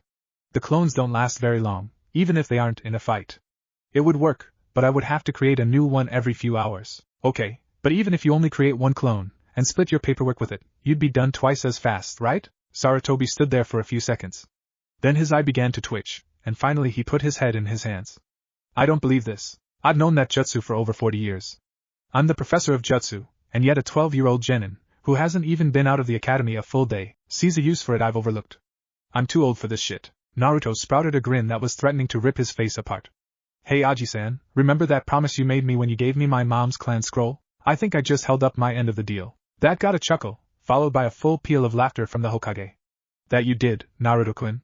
That you did. Seeing the curious looks from Kakashi and Irika, Sarutobi said 2 years ago, I gave Naruto-kun his mother's clan scroll. During that, I told him, completely serious, that if he could find a way for me to defeat the seemingly invincible enemy known as paperwork, I would personally train him. Naruto-kun has held up his end of the deal, so I will hold up mine. Irika's jaw was on the floor, so Kakashi spoke for both of them. Hokage-sama. No offense, but how could you promise something like that? Why not? If he found a way to do so, I would be free to train him. As it stands, I'll not only be able to do my job here and train Naruto, I can spend time with my family. I might even be able to sleep at night for once. Now Irika spoke up. Okay, Hokage-sama, but with Naruto becoming your only student, that leaves us with an unbalanced number of students. Good point. Who would be the next in line to become a genin? A boy named Sai, Hokage-sama. He joined the class about 2 weeks ago, so his grades are rather low in comparison. Odd. I don't remember giving permission for someone to join your class. I wouldn't have done it anyway, so close to the graduation exam, not without a valid reason. Well, tell him he passed. Yes sir, Hokage-sama. Well then, I believe that about does it for now. If anything comes up, I'll let you know. Good night. 2 months had passed since Naruto became Sarutobi's apprentice. Some of the Sandame's rules had taken some time for Naruto to get used to, like calling him sensei instead of Aji-san. Sarutobi himself was having trouble getting used to Naruto using a respectful form of address when speaking to him. Naruto's training was also rather unusual for any shinobi, as Sarutobi wanted Naruto to be well-rounded in as many aspects of shinobi life as possible before specializing. In addition to the conventional ninja training, such as taijutsu and ninjutsu, Naruto had decided to learn to fight with various weapons as well. Along with kunai and shuriken, he was learning to use kama, various types of swords, and Sarutobi's weapon of choice, the staff. With Sarutobi's help, Naruto had also mastered the Uzumaki whirlpool control exercise, walking against the current for over an hour. His ninjutsu training was more in line with what would be expected from a normal training session. Naruto would be shown a jutsu, and would need to demonstrate a certain level of competence with it before being taught a new one. Also, instead of catering only to his affinities, Sarutobi had decided to teach the jutsu in a set cycle, so Naruto would learn jutsu from all 5 elements. However, his rotation was different in that for every Raiten and Katan jutsu Naruto learned, he learned 2 or 3 jutsu from the other elements. Taijutsu training was perhaps the most difficult for Sarutobi to teach. Despite him being in excellent health, Sarutobi was simply getting too old to teach taijutsu, especially to someone as energetic as Naruto. One of the best ways to teach taijutsu was a process of explanation, demonstration, the student's attempt, and finally sparring. The first 2 Sarutobi could handle, and the third would be no problem, but if he were to engage in a spar with Naruto, he would be too sore to move afterwards. It seemed to be one of the few drawbacks to only having one student. Mado Guy would have happily allowed him to join his team, and had made offers to that effect. Even though Guy would have gladly helped anyone who asked, Sarutobi and Naruto declined the offer, as it would seem that the Hokage was giving special treatment to his student, and neither of them wanted the situation to look like that. Instead, an agreement was made, where Naruto would spar against Guy's student, Lee, every other day, with both senseis watching. Afterwards, Guy would critique their spar, and work with both genin on improving their form. It wasn't perfect, but it was better than nothing. After about 3 such sessions, Naruto and Lee had developed a friendly rivalry. Naruto would also join Guy's team on random missions, to give him experience dealing with the team mentality. For Naruto, the most difficult training he would ever undertake had nothing to do with physical exertion. Sarutobi was training him in the duties of a Hokage, as well as the needed abilities, like managing a budget and how not to accidentally offend a visiting dignitary. That meant that most of the lessons and lectures he had tuned out in the academy had come back to haunt him. Thankfully, Sarutobi made a better teacher for those things than most of the teachers at the academy. Naruto soon caught up to where he should be, and added new lessons on top of it. Because of the Kagebunshin trick, paperwork was nowhere near the invincible enemy it had once been. With Naruto handling the rubber stamp level paperwork, and Sarutobi creating 2 Kagebunshin to split the remaining work with, the bulk of the day's labor was done within 2 or 3 hours, and whatever else entered the office over the course of the day was quickly dealt with as well. With his desk now regularly free of debris, Sarutobi finally noticed the act of vandalism committed on it by the man who had been both his successor and predecessor. Both master and apprentice found the cartoon of a spiky-haired man giving the nice guy pose, with the caption Namikaze Minato was here hilarious. The etiquette lessons were rather grueling. The only thing keeping Naruto there was that, by now, he was well aware of how important they were. He had lost count of the number of times his sensei had been able to deal with someone calmly, and then vent any frustrations when in private. He vividly remembered the first time he had ever seen it happen. It was right after the genin teams had been assigned. Teams 8 and 10 had both passed their second exams easily. Team 7 had failed, as was usual with Kakashi as the possible sensei. The catch was, the council had ordered that Team 7's failure be ignored. It was no secret that the council was sucking up to their precious Uchiha, a fact which disgusted just about everyone who had passed their Jounin sensei's test honestly. Sarutobi had argued against it, pointing out how unfair it was to the other teams, those that had failed and who had passed. He got nowhere with that. Team 7's pass was put to a vote, and was approved. Then someone asked if the rumors that Sarutobi had taken a new student were true. Sarutobi confirmed them, along with identifying Naruto as the chosen pupil. Immediately, the members of the council who favored Sasuke were up in arms, arguing for the Sandame to take Sasuke as his student instead. Sarutobi used a 3-pronged argument to silence them.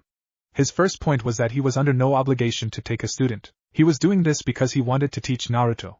Second, the council had no right to demand that a particular student be taken by a certain teacher. That was for the Hokage to decide.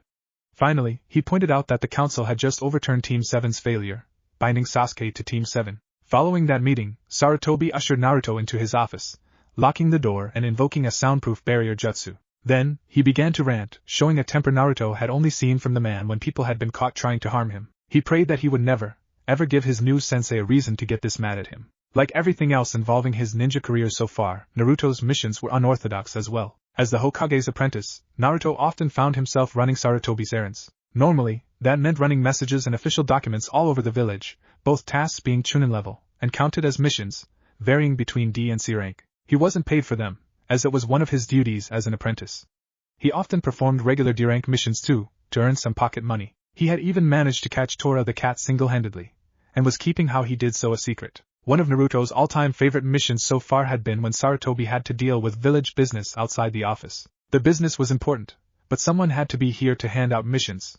There weren't any dangerous ones on the docket, just some D ranks for the genin. He eventually decided to let Naruto handle the assigning. The teams would receive their missions from him, and would report to him when they were done. Well, Naruto-kun, do you think you can handle this? I think so, sensei. 4 D rank missions, with 4 genin teams coming in. Shouldn't be too hard. Yes, that's why I'm not having someone else handle this. Good luck. With that, Sarutobi walked out. The 4 missions were garden variety, one of them literally. A villager's garden needed weeding, the other 3 were house painting, unloading and inspecting a shipment of new kunai for a local weapon shop, and catching Tora the cat. About 20 minutes later, the teams showed up. Guy's team made it first, followed by Asuma and Team 10, then Team 8. Team 7 showed up last, not due to Kakashi, but because 2 of his genin had gotten in an argument on the way over. Sai had said something to Sakura, resulting in him needing to see a medic nin. All the genin were wondering why Naruto was in the Hokage's chair. Sakura stared at Naruto, then piped up. Naruto Baka, what's going on? Where's Hokage-sama? Sensei had to leave on village business. I'll be handing out missions to all of you today, Kiba spoke up. So, you're getting a taste of your dream job, huh? What's it like? I like it. It comes with a comfy chair. This earned a laugh from those present who had a sense of humor. He then listed the 4 missions for the day. Sasuke walked up and was about to grab one of the scrolls when Naruto said, What do you think you're doing, Uchiha? Taking a scroll, Dobe, what does it look like? You don't just take a mission, it's assigned to you. You should know that by now. Sasuke was pissed. The Dobe was calling him an idiot? How dare he? He clenched his fist. Why I oughta. Sasuke!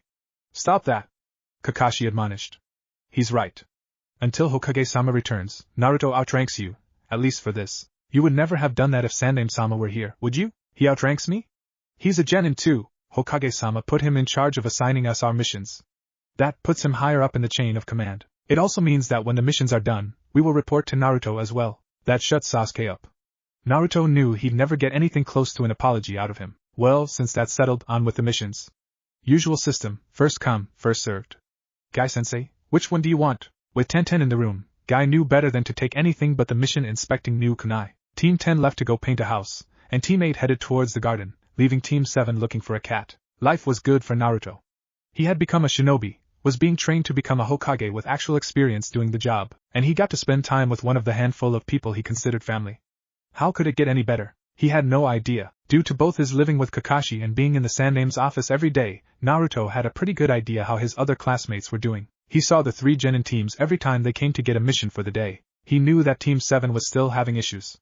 They had failed their initial test, gotten it overturned, and hadn't gotten any better since then. They had currently done double the required amount of missions needed to qualify for a C-rank mission, but Kakashi kept taking D ranks to try and build teamwork. If it kept up, they wouldn't get a C rank until after the next Chunin exams. Sasuke Teen was still a brooding, stuck-up jerk, but now he was an angry, brooding, stuck-up jerk. He felt that he was being held back because the Dobe was being trained by the most powerful ninja in the village, and he wasn't. Sakura hadn't changed at all, in personality, training, anything. It was enough to make Naruto wonder what he had ever seen in her. Sai was Sai. Something about him just seemed weird. That smile just creeped him out. Team 10 was a bit better off, but not by much. They had the teamwork thing down, but their unique, red non-existent, training style held them back. As a result, they probably weren't going to be in the running for most low C-rank missions anytime soon either. Team 8, however, seemed to be the best team of Naruto's class. They had the motivation Team 10 lacked, and the teamwork Team 7 needed. And today, Kurenai and the Hokage had judged them ready for their first C-rank. They were in the office, waiting for a list of the available C-ranks. There are several options for a team with your abilities. Let's see. Looking at the list, Sarutobi's gaze found its way over to see Naruto sitting there, watching what was going on. Well, I did say I'd do this when he was ready, and he certainly is. Kurenai, before I give you the mission, I have a favor to ask. Naruto-kun needs some field experience. Since I can't leave the village, would it be alright if he joined your team for this? That threw both Kurenai and Naruto for a loop. Naruto was surprised because they hadn't even talked about a field mission for him yet. What was the old man planning? I have no problems with that, Hokage-sama. He is welcome to join us. Good. Here's your mission. There was once a shinobi clan in a small, coastal country. About 18 years ago, the clan was decimated in some territory dispute. Their clan library is supposedly untouched, and as it happens, the last known member of that clan is currently a Konoha ninja. Your mission is to locate the library, and if it is still intact, retrieve everything you can, storing it in the scroll. Sarutobi handed Kurenai a heavy-duty storage scroll. Are there any questions? I have two, Hokage-sama. Where are we headed? Oh, I'm sorry. I forgot to tell you. It's Yuzen no Kuni. And the clan name? The Uzumaki clan. At that, the 4 members of Team 8 looked at Naruto, who was pale. Sensei, are you serious? Of course I am. I told you I would send you when you were ready. Now, are there any more questions? One more. How dangerous is this mission? Well, Yuzen no Kuni has rebuilt itself.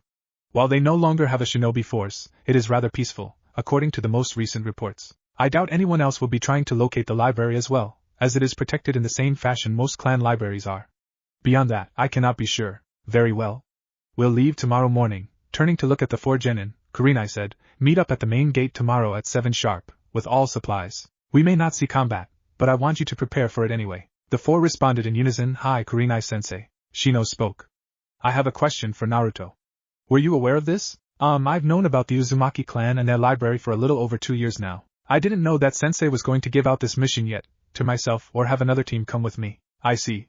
Am I correct in assuming the jutsu you performed at the assessment 2 years ago is a clan technique, not one you created? Yeah.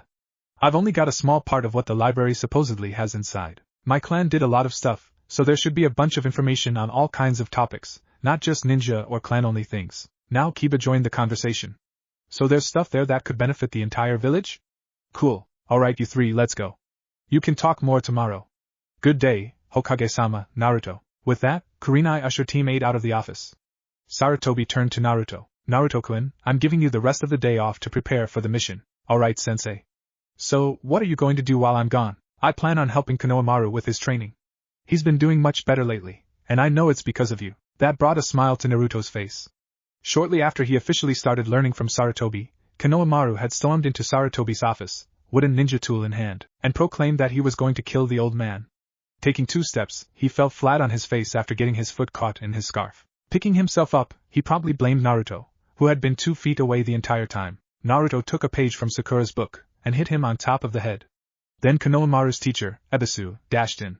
After a rather annoying conversation, Naruto left to vent. Ebisu then took off to find his charge, who had followed Naruto out of the tower. When Konohamaru caught up with Naruto and explained himself, Naruto felt compelled to do something. After setting Konohamaru straight about why he should want to be Hokage, Naruto decided to teach the kid to do something he probably wouldn't learn until he became a genin. Of course, with the new curriculum at the academy, he might learn it there. So Naruto showed him the tree climbing exercise. For an 8-year-old, he did pretty well. He didn't have enough chakra to complete the exercise, but it was still enough to satisfy both of them. Ebisu, who had been watching from the trees, was so shocked, he fell out of the tree and was knocked out. While the 2 dragged the Tokubetsu Jounin back into town, they declared themselves rivals. Afterward, Konohamaru had done noticeably better with Ebisu. The 2 still met up when they were both free. Normally, they just sit in a training ground, talking and doing target practice. Naruto soon found himself acting as an older brother to Konohamaru. He loved it. The only problem he saw with his family was that with the exception of Ayame over at Ichiraku, he had nothing but male role models in his life. But hey, that could change later. Alright, I'll see you when I get back then. Bye, and thanks for this, sensei. My pleasure. The 5 shinobi had been on the road for about 6 hours. When they stopped for lunch, the 3 members of Team 8 took the opportunity to question their classmate about his clan. Naruto edited some of the information he gave. After all, a ninja had to have their secrets. He didn't mention the notes on the strengths and weaknesses of their clan's abilities, or further explain his own. Perhaps the biggest effect this conversation would have revolved around Shino. Naruto finished explaining the Uzumaki view on over-reliance on clan techniques and Kekai Genkai. While your argument is logical, it is not so easy for an Aburame to add to their arsenal of abilities. Our relationship with the Kekai requires that they constantly feed on our chakra when not in battle, limiting the extent to which we can improve. Fair enough, but what about Taijutsu? Or Kenjutsu? Maybe even some Fuinjutsu? Most of those techniques don't require much chakra. You could try those. That may work. I will think on it. That's all I ask. Training on the road with Team 8 was a new experience. With the exception of Gai-sensei working with him and Lee at the same time, Naruto had never really trained with other genin. The teamwork exercises were well constructed, but Kurenai-sensei really couldn't teach him much of her specialty. He had the needed imagination and good enough control to be half decent at it. He just didn't have the necessary mentality for it, and often didn't pay attention to details. With few exceptions, the subtlety of genjutsu just wasn't for him. He did, however, learn different ways to recognize and dispel genjutsu. Kurenai had also told Naruto more about his mother. While Kurenai hadn't known Kushina personally, she was well aware of Kushina's reputation. Naruto learned that his mother had been a great kunoichi, a role model for what a kunoichi should be, second only to Tsunade. Kurenai had just been in the academy for a little over a year when Kushina came to Konoha. When she found out that one of her role models was now in Konoha, Kurenai hoped that she would get a chance to train with her. It was probably the closest she ever came to being a fangirl. She considered it one of her biggest regrets that she never got the chance. Yuzen no Kuni was a good week to a week and a half from Konoha, 2 or 3 if you were to walk the entire way. The roads were well maintained, with villages about a day's walk apart, so keeping well supplied wasn't a problem. They decided that they wouldn't hang around in the towns any longer than they had to, even though there wasn't a set time limit on the length of the mission. They would also spend the nights camping. It was during this trip that Naruto came to a conclusion. Hinata should have been top kunoichi. Yeah, Sakura had top book grades. Good for her. She and Ino would never have put up with camping out. They had been traveling for about 3 days, and made camp for the night. Naruto was currently on watch duty, and would be relieved soon by Hinata. He had no idea what was going to happen tonight. Naruto-kun, I'm here to take over for you. Okay, see you tomorrow then, Hinata-chan. Come on, Hinata, you can do this. Just tell him. Naruto-kun, there's something I want to tell you. I've been in LL. I know, Hinata-chan, Naruto interrupted. Why you do? How could you know? Hinata was ready to faint, but kept herself from doing so. She had to find out how he knew. You told me. At Hinata's look, a combination of shell-shocked and questioning, Naruto continued. Remember the day we were told about the assessment? You had fainted the second time, and Irika led the rest of the class out to the training field. I was making sure you were okay, when you reached out and grabbed me. Then, you hugged me to you and said you loved me. I am so embarrassed, Hinata squeaked, her face now crimson. There's nothing to be embarrassed about. Sure, I freaked out a little. I mean, someone I didn't know very well said they loved me, even if they didn't know they had told me. But after I calmed down a little, I decided that if you thought you loved me, the least I could do was get to know you better. Is that why you started spending so much time around Emmy? Yep. And what did you decide? I decided that I like you, Hinata. You're sweet, gentle, and just fun to be around. You are also probably the best kunoichi in our class skill-wise. You could probably have beaten Ino for practical ability, and Sakura for grades, if you had a more assertive attitude, but that's okay. I don't know if I love you or not though. But give me time, I might find out that I do love you. Alright, Naruto-kun. Good night. Okay, night Hinata-chan. I don't believe it. He's known how I felt for him all this time, and he wasn't scared off. Plus, he decided that he wanted to know me better. I might actually win him over yet. Now, Hinata was by no means competitive. If she had been, she would have left Ino and Sakura in the dust at the academy. Still, she couldn't help but gloat, at least to herself, that by just being herself, she was making progress towards making Naruto love her. He had acknowledged her for her abilities, and while he hadn't said he loved her, he did say that he might one day. Sakura, Ino, you both thought I'd never stand a chance at getting Naruto to love me because I was too shy to talk to him. Now I'm farther along than either of you are with Sasuke-san. In your faces. With that thought, Hinata's face split into a grin that was normally found on Naruto's, and it stayed there throughout her shift. After a week of traveling, the group of 5 had reached the border of Yuzen no Kuni. Just across the border was a small village, built near a crossroads where trade caravans would normally stop for the night. They would be gathering information on the location of the Uzumaki library. While none of them were able to find out about the library, they still found useful information.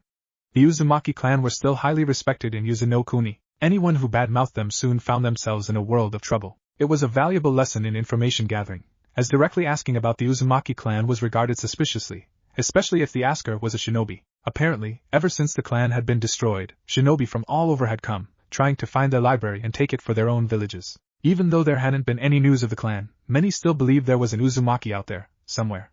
If only they knew how right they were. Naruto decided that it would be best to keep his family name a secret as long as needed. If word spread around that someone was trying to claim the Uzumaki name, it would only complicate the mission, since these people would probably want proof, and Naruto wasn't sure what would count as proof.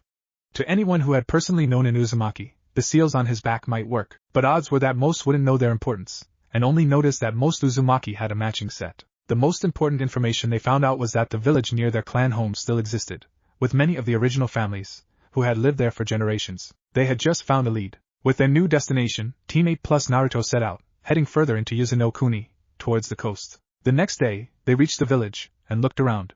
The village had rebuilt itself, and the old damage was there, if one knew what to look for. When the villagers saw their Hittite, they almost started to tell the group to go away. When they saw the Konoha leaf emblem, they paused.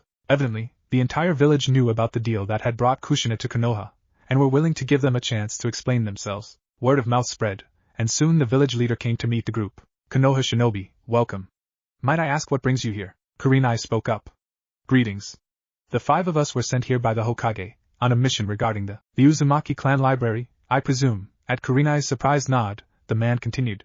"Yes, well, the other 4 major villages that clan members were sent to have also come at some point in time, with the same intent. They failed to find it. We are also aware that Kushina has been dead for 12 years now. Unless you can give a reason as to why we should allow you to stay, we must ask you to leave." "I believe I have such a reason. You know she died, but do you know how she died? As we understand it, one of the 9 Bijou attacked, and she died as a result. That is only part of it. She did die when the Kyuubi attacked, but she died because she went into premature labor, due to the stress caused by the attack." At that, the villagers gasped collectively. "Wait, premature labor? She was pregnant? Then the child." "Yes. She died, but her child, her son, lived, and lives in Konoha to this day. We have come to retrieve the library for him." There was dead silence, the villagers shocked. That would be a very good reason, but it means nothing unless you can prove it." "I can do that. Naruto, if you would?" Naruto stepped forward. He couldn't remember the last time he was this nervous. "Hi, I'm Uzumaki Naruto, the son of Uzumaki Kushina." The crowd surrounding them gasped again. Some of them collapsed, their legs unable to support them.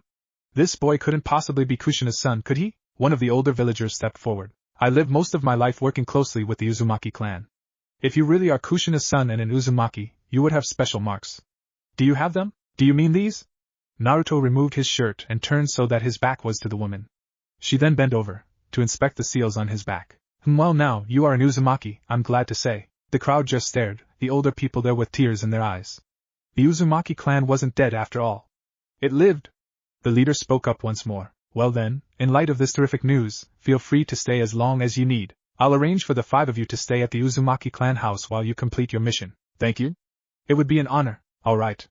This way please." Naruto couldn't sleep. He was too depressed.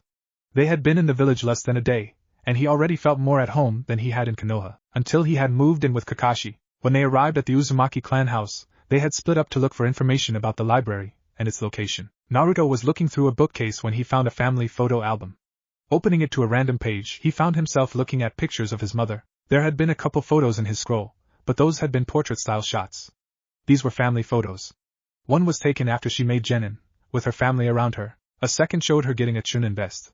Still another showed her after her promotion to jounin. Naruto turned back to the beginning of the album and started looking. He eventually had to force himself to put the album back. It was too painful. The pictures had shown that the Uzumaki were very close-knit. He would have been happy here. His mom's family seemed like great people, and yet he'd never get to meet any of them. One thing he did notice was that many of the photos had an island in the background. It had a building on it, surrounded by high cliffs. The only access point was guarded by a giant whirlpool. One that was much, much larger than could possibly occur naturally. There had been a huge town feast, in celebration of the return of an Uzumaki. It seemed like he was being treated like Sasuke-teen was treated in Konoha. He liked the positive attention, but he didn't think he deserved it. One of the villagers saw his discomfort, and walked over to him. He reminded Naruto that everyone here knew how the Uzumaki clan felt about things like this, and then explained why they were doing this. The Uzumaki clan had a very close relationship with the villagers, and with all of Yuzen no Kuni. They had been friends to just about everyone. The feast wasn't about him, it was the villagers' way of celebrating the clan as a whole and giving thanks that the Uzumaki backup plan had worked. It was a wake of sorts, honoring a group of people that were loved within the country. After that revelation, Naruto was able to enjoy himself a little more. Laying down, staring at the ceiling, Naruto wondered what to do. This place, something he had never known, had suddenly become a second home to him. He didn't want to give it up, not without a fight, but he had a responsibility to Konoha. Man, what am I going to do? This sucks. I feel at home here, but if I want to be Hokage, I can't live here. I just got a normal home, and now I've got a second one. Naruto's eyes widened, and then he slapped himself on the forehead. A second home. I can't believe I didn't think of this sooner. Even shinobi take vacations. I can come here on vacations. Gee, if I ever have a family, we could come down here too. Maybe my kids or grandkids would move here permanently. Naruto had never really considered having a family of his own, at least, not this seriously. The last time he had really considered it had been when he had been given his mother's scroll. Of course, he had blacked out, but he had been younger, and talking about him marrying and having kids was a little too much for him then. Deciding to clear his head, he got out of bed and walked over to the door that would lead to the balcony that surrounded the second floor. He expected to be alone, but instead, he found Hinata, doing what he was planning on doing himself, sitting there, watching the stars. Hey Hinata-chan. Why are you out here? And Naruto-kun, hello? I needed to think, and this seemed to be a good place for it. Ah. I see. Mind if I join you? Certainly. With that, Naruto plopped down next to her. Thanks. So, what did you need to think about? Or is it a private thing? No, it's all right. I'm just overwhelmed. Tell me about it. That's why I'm out here. What do you mean? We've been here less than a day, and yet I already feel as though this place is my home. It's a nice feeling, one I never really had in Konoha, not until Sensei found me a guardian. So what's the problem? I'm treated the way Sasuke is back in Konoha, and I don't like it. I've done nothing for these people, but they treat me like I'm a hero, like the team is back home. I don't think so. The Uchiha clan was treated like that in Konoha because of the Sharingan. No one has a feast like that for them because although they were respected and feared, they weren't liked. They were considered rather cold in their dealings with people, viewing just about everyone else as being beneath them, much like my clan, unfortunately. They demanded the respect. Your clan, however, were apparently very friendly and dependable people. They earned the respect they got, and while you're being given that respect, it is only until you show that you aren't worthy of it. I would prefer it if my clan W would do the same, sometimes. How thanks, Hinata? I feel a little bit better about this now. So, why are you feeling overwhelmed? It's the first time I haven't been given special treatment because of W who I am or what clan I'm from. Inside the village, I'm Hyuga Hinata, clan heiress. To my clan, I'm a disappointment. Out here, I'm just a Konoha kunoichi, and my reputation is what I wish to make of it. It's a liberating experience, but a little much to take in at once. Yeah, that's true. Well, I think we better call it a night. Don't want Kurenai-sensei to get mad at us because we keep falling asleep during the day. Alright, and Naruto-kun. Deciding to do something different, Naruto reached over and pulled Hinata into a hug. As soon as he did that, Naruto knew it was the right thing to do. Hinata was so warm. If someone had asked Naruto to list the best decisions he had ever made up to this point in his life, this would have been at the top, no doubt about it. Hinata was unsure of what was going on. Her now not-so-secret crush had pulled her into a hug with no warning. It felt great, but her face was still red enough that she thought she was going to start glowing soon. She was both relieved and unhappy that the hug ended so soon. Relieved because she probably wouldn't be fainting in front of Naruto, and unhappy because she didn't want the hug to end. Well, good night, Hinata-chan MPH. In a rare occurrence for Hinata, she acted on her impulses, and grabbed Naruto by his collar, pulling him in for a kiss. Naruto was frozen, barely aware of the fact that his hands were moving on their own, currently making their way to Hinata's hips. What in Kami's name is going on? Why is Hinata kissing me? And hey, she tastes like strawberries. This is kinda nice. A few seconds later, they broke up for air. Hinata immediately realized what she had just done, squeaked, and ran off. Naruto was still stunned, so he turned around silently, and headed back to his room. In his current state though, he forgot to open the door first, and walked into it, shaking him out of his trance. Opening the door, he muttered just loud enough to be heard by Hinata, who was hidden nearby. Man, now I'm definitely not going to get to sleep. Had there been an inner Hinata, she would have been doing a victory dance just now, ranting about how Naruto was almost theirs. For the second time since they had left, a Naruto grin found its way onto Hinata's face, and in the race for love, Hyuga pulls out even further ahead of Haruno and Yamanaka. I've almost won, so now I just need to be careful about what I do next. The next morning was unusual for the 5 shinobi, 2 of them especially.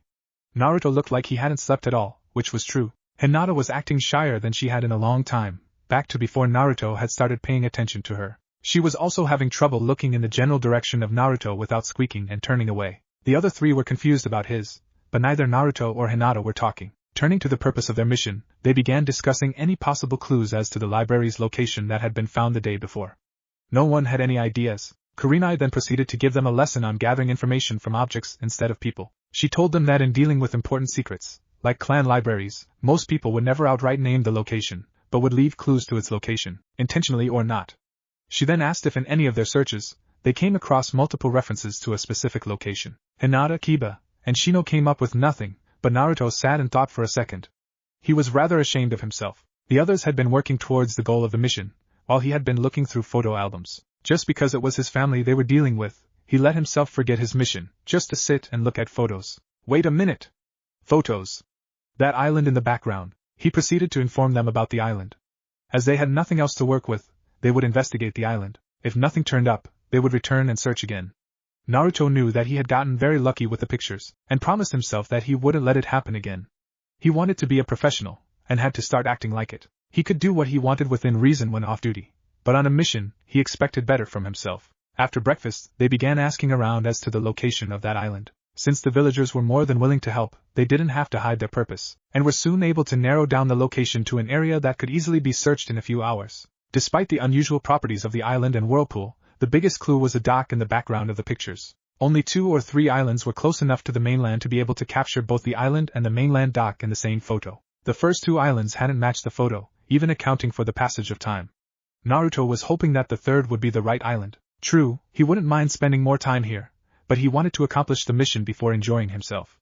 Business before pleasure and all that. Please, oh please, let this be the right place, Naruto begged to whatever higher power was listening. Suddenly, the island was in front of them. Hardly anything had changed between when the pictures were taken and now. The wooden planks of the dock were rotten, and the island was a little overgrown by the plant life. But that was to be expected, after nearly 2 decades without upkeep. Close by, they found a sealed cave. Opening it, they found it had been converted into a storage space, with rowboats and related equipment, all in good condition. Looking over the boats, they picked one out that could safely carry all 5, plus Akamaru, with a minimum of discomfort. Working together, the 5 shinobi loaded the boat with their supplies and hauled it to the water's edge. Shino chose that moment to ask a question that had been on his mind since he had seen the island in the photo. How are we supposed to cross the whirlpool in front of the landing site? It is too large and powerful for us to navigate around safely, and there is no other way for us to access the island. Shino, I can take care of that, Naruto replied, scratching the back of his head.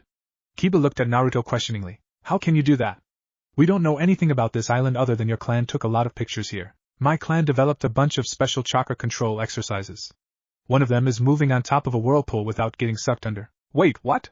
Is that even possible? Shino spoke again. Interesting. Using a chakra control exercise as a barrier on a clan library. I don't believe anyone else has even thought of such a thing, assuming the library is on the island. Kurenai cleared her throat to gain their attention. Well, there's one way to find out. Let's go. Hey! Why'd we get stuck rowing? Kiba was ticked. He and Shino had been told to row the boat, and his arms now felt like they were on fire. Kurenai replied, we needed 2 people to row so that everyone could fit in the boat, otherwise I could have done it. We need Naruto to channel the chakra to get us past the whirlpool, so he can't row. Hinata could have rowed, but it works best if both people have close to the same upper body strength. Now suck it up, we're almost there. As soon as she finished, the boat reached the outer edge of the whirlpool. Naruto immediately began channeling chakra into the boat. He knew he could do it properly with just himself, but this was something he had never tried, and he was nervous, making it harder. The boat tilted to one side, almost enough to capsize, but it went no further. Kurenai, Hinata, and Akamaru were holding down the supplies they had brought, all trying not to fall out. Kiba and Shino went into overdrive, paddling as best they could to get them out. All of a sudden, they were on the other side of the whirlpool, heading towards the island dock. When they landed, they decided to pull the boat out of the water, rather than trust the dock, which was as rotten as its counterpart. Naruto was exhausted after channeling enough chakra to cover the boat. He almost didn't hear the compliments directed his way. That was really good, Naruto. Way to go, and Naruto-kun, most impressive. That was so cool. If it hadn't been for the boat tilting, you wouldn't have known that we were in a whirlpool. It felt like we were rowing through calm water. Kiba's statement was accented by Akamaru barking his approval. Thanks, everyone. I just want some time to recover before I need to do it again. You should have enough time. If you're ready, let's check out this island. Shino pushed his sunglasses up. One question, Kurenai-sensei. The whirlpool, how can it exist? The currents here could not form and sustain a whirlpool at all, let alone one of that size. Logically, it should not exist, as it defies all known natural laws. Shino, I think I know. I told all of you that what we did to cross it was a chakra control exercise specially developed for my clan, right? Well, in order for me to learn it, I needed access to a stable whirlpool of a certain size and power, and those don't occur in Konoha. There is a jutsu that creates a whirlpool much like that one, which is how you perform it inland. I just don't know what could be powering it though. Perhaps we will find the answer at our destination. Let's go. They had been walking for an hour and a half, just looking over the island while making their way in. Despite the overgrowth, to anyone who knew what to look for, it was evident that there had been trimmed paths here at one point, meaning this island had meant something to someone. After all, why build a dock and clear paths if no one could get out here? And it seemed that with that whirlpool in the way, only an Uzumaki could get out here. They reached the location where the building was in the picture, and there it was. It turned out that it wasn't actually a building.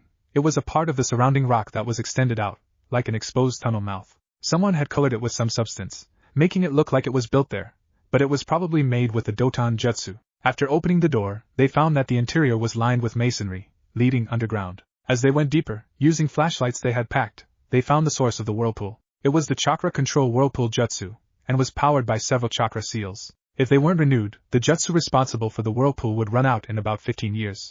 At first, this confirmed to the genin that this was the library, but Kurenai cautioned them that everything could just be an elaborate trap. Finally, they found themselves in front of a metal door. There were no keyholes, no hinges, no visible way to open it without risking collapsing everything down on top of them. Hinata activated her Byakugan, looking for something that would open the door. Ayano, there's a room on the other side of the door. A big one. I can't see what's in the room though. Is there anything that could open the door? Wait. I see some seals above the door. There are words in them. Let's see: ice, fire, sorrow, hatred, forgetfulness, and memory. What do they mean? Weird. Hey Naruto, any ideas? Yeah. I know what they are. They're markers for some of our clan techniques. I don't know what they could be for though. Kurenai answered. Often, clan libraries will include a special protection seal that requires the performance of a clan technique to open. Why don't you try one? Alright. Everyone stand back. Uzumaki Hijitsu, Yomi no Ukuwa, Phlegathon. The fiery stream shot out from Naruto's hands. However, instead of hitting the ground and burning, the flaming water went up above their heads, twisting into the character for fire. Immediately, the door began to slide out of the way. Kiba took the opportunity to crack a joke. Hey, that sure gives a new meaning to firewater. But seriously, does that count as a Suiton or Katan jutsu? It's really a Suiton, but it could pass for Katan. Oh. Hey, why didn't you use any hand seals for it? Now that I think about it, you didn't use any back at the assessment either, when you did the ice one. What's up with that? On my back, between my shoulder blades, are special seals, probably the same ones Hinata-chan saw above the door. They are proof that I am a member of the Uzumaki clan, and allow me to perform some of my clan techniques without hand seals. So that's why you took your shirt off for that old woman. So there are 4 other jutsu, for the other 4 seals? Yeah, Kurenai interrupted the conversation. Enough. Let's see what is in the room. They entered the room, looking out for any possible trap.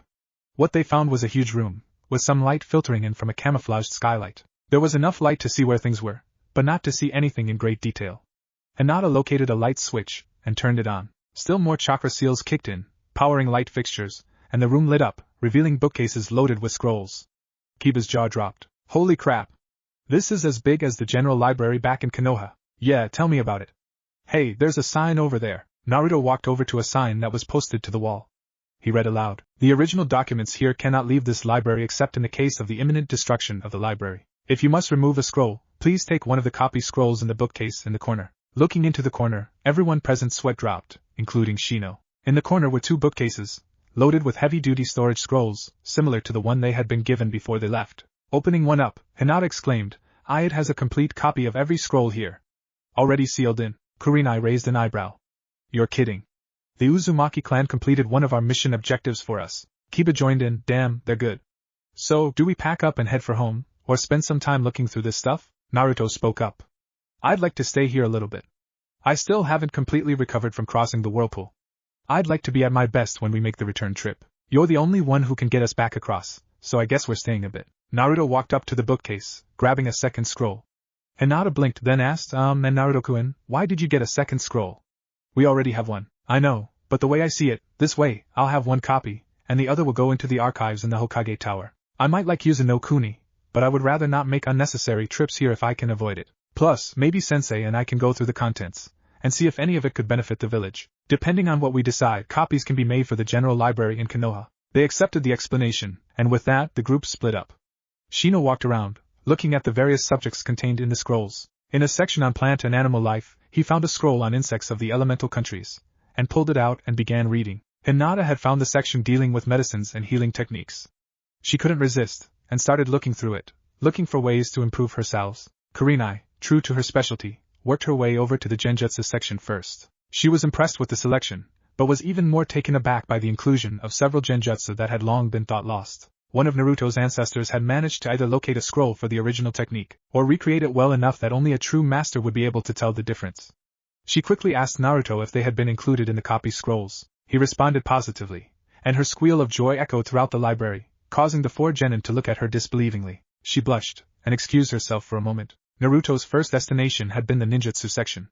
Like Kurenai, he found several jutsu that were considered mythical. He knew the Sandaime would be foaming at the mouth when he saw them, the mental picture bringing a smile to his face. That quickly changed when he started looking at the Kinjutsu section, and saw something that made him want to sit in a corner and cry. One of his relatives, his grandfather no less, had beaten Naruto to inventing the Oiroku no Jutsu. The hand seals, the description, even the name. He knew it had been his grandfather because he had seen the name in the photo album, and the same name was listed on the scroll as being the author. Reading through the scroll, Naruto found that his grandfather had created the jutsu at age 8, and for one of the same reasons Naruto had created it. The reactions it got were funny as hell. Shortly after its creation, it had been labeled a Kinjutsu, much like the Sandaime had done when he had first fallen victim to it. Naruto had created the jutsu at around the same age, but had forgotten about it after he got his mom's scroll. He had used it frequently before then, but now he couldn't remember the last time he had used it. By this point, he knew that it was juvenile and not very useful outside of getting some laughs at the expense of his targets, its main use being identifying perverts. Still, it was his first, and currently, his only, original jutsu, and a source of pride for him. Now it wasn't even that. Almost makes me wonder what I'll find in Dad's library when I finally get access to it. If he has a similar jutsu in there, I think I really will cry. Now, he and Kiba were looking around, slack-jawed at the very topics. Botany, Kenjutsu, agriculture, architecture, metallurgy, sculpting. Was there anything your clan didn't do? Sit around and be lazy, it seems. Wait, I stand corrected.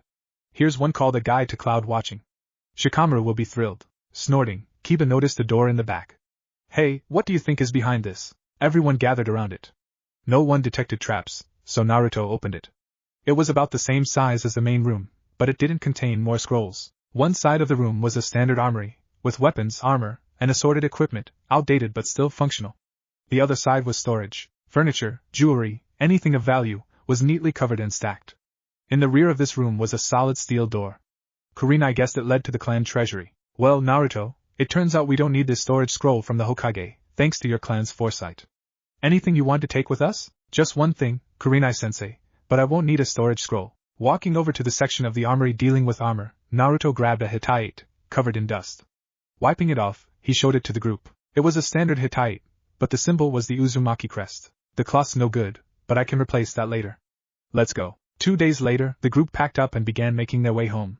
The villagers didn't want Naruto to go, but he promised that he'd be back. The assembled people nearly broke out in tears when they saw that Naruto had fixed the Uzumaki Hittite plate next to his Kohoha one. That evening, they were setting up camp for the night in a grove of trees, when a rabbit ran through the campsite.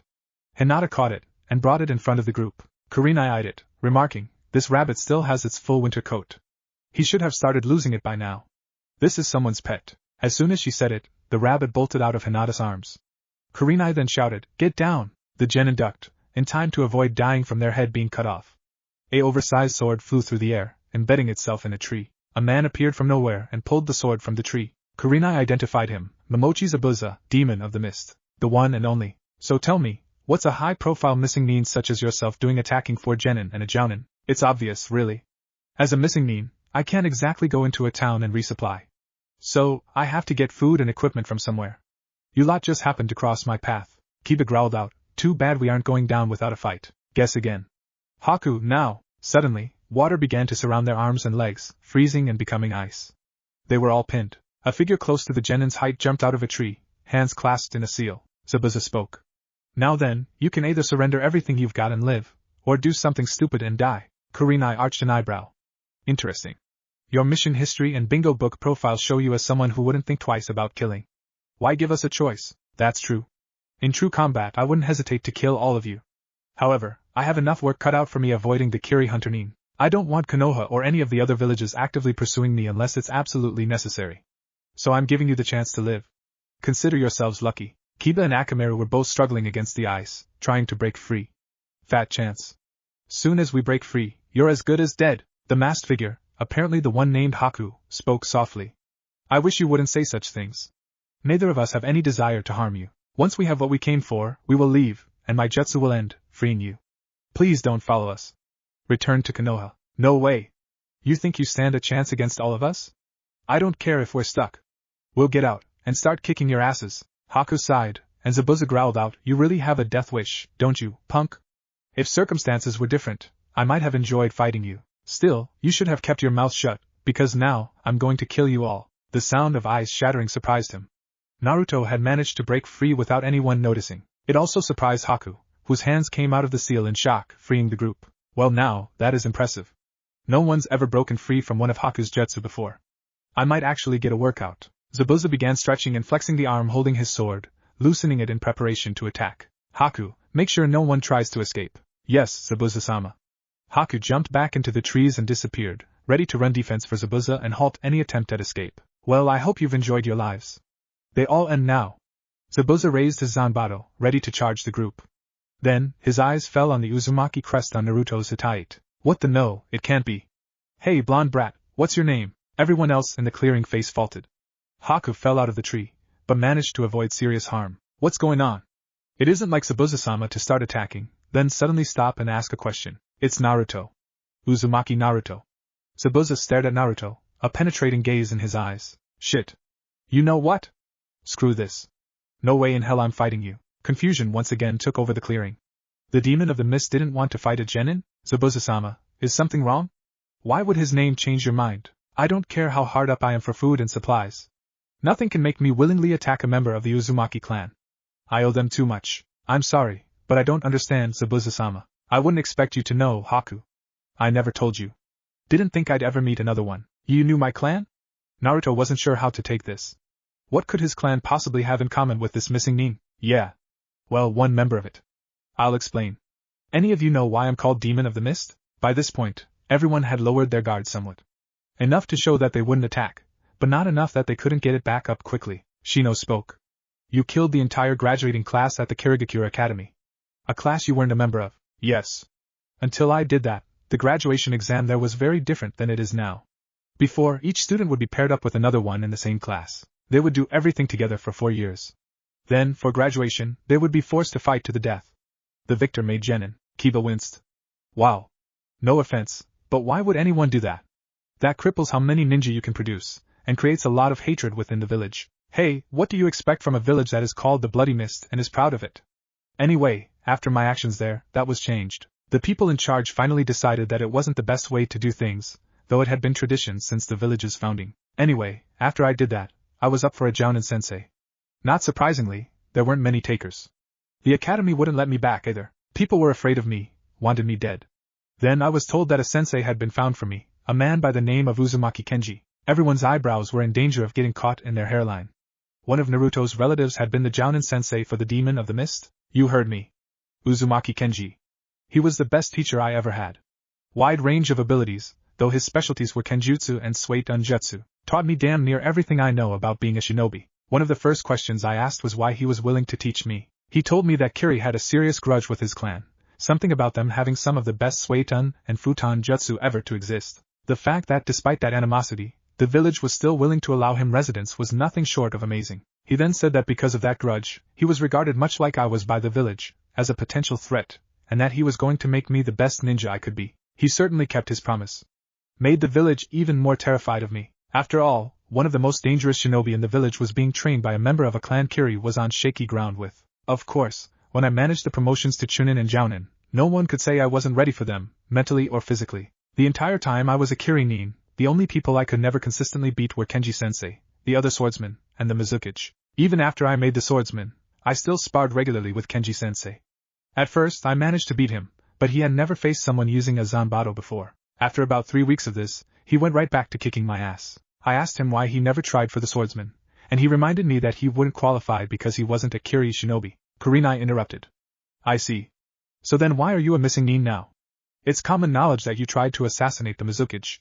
What no one knows is why. It had to do with the Bloodline Massacre. Yeah, the Kagaya clan started the damn thing, but when it started targeting the other clans in the area with Kekai Genkai, the Mizuki didn't do crap to stop it. He encouraged the bloodshed, sometimes more overtly than others. After a while, the Mizuki started losing support. He was making the entire village look bad by letting the civil war continue unchecked.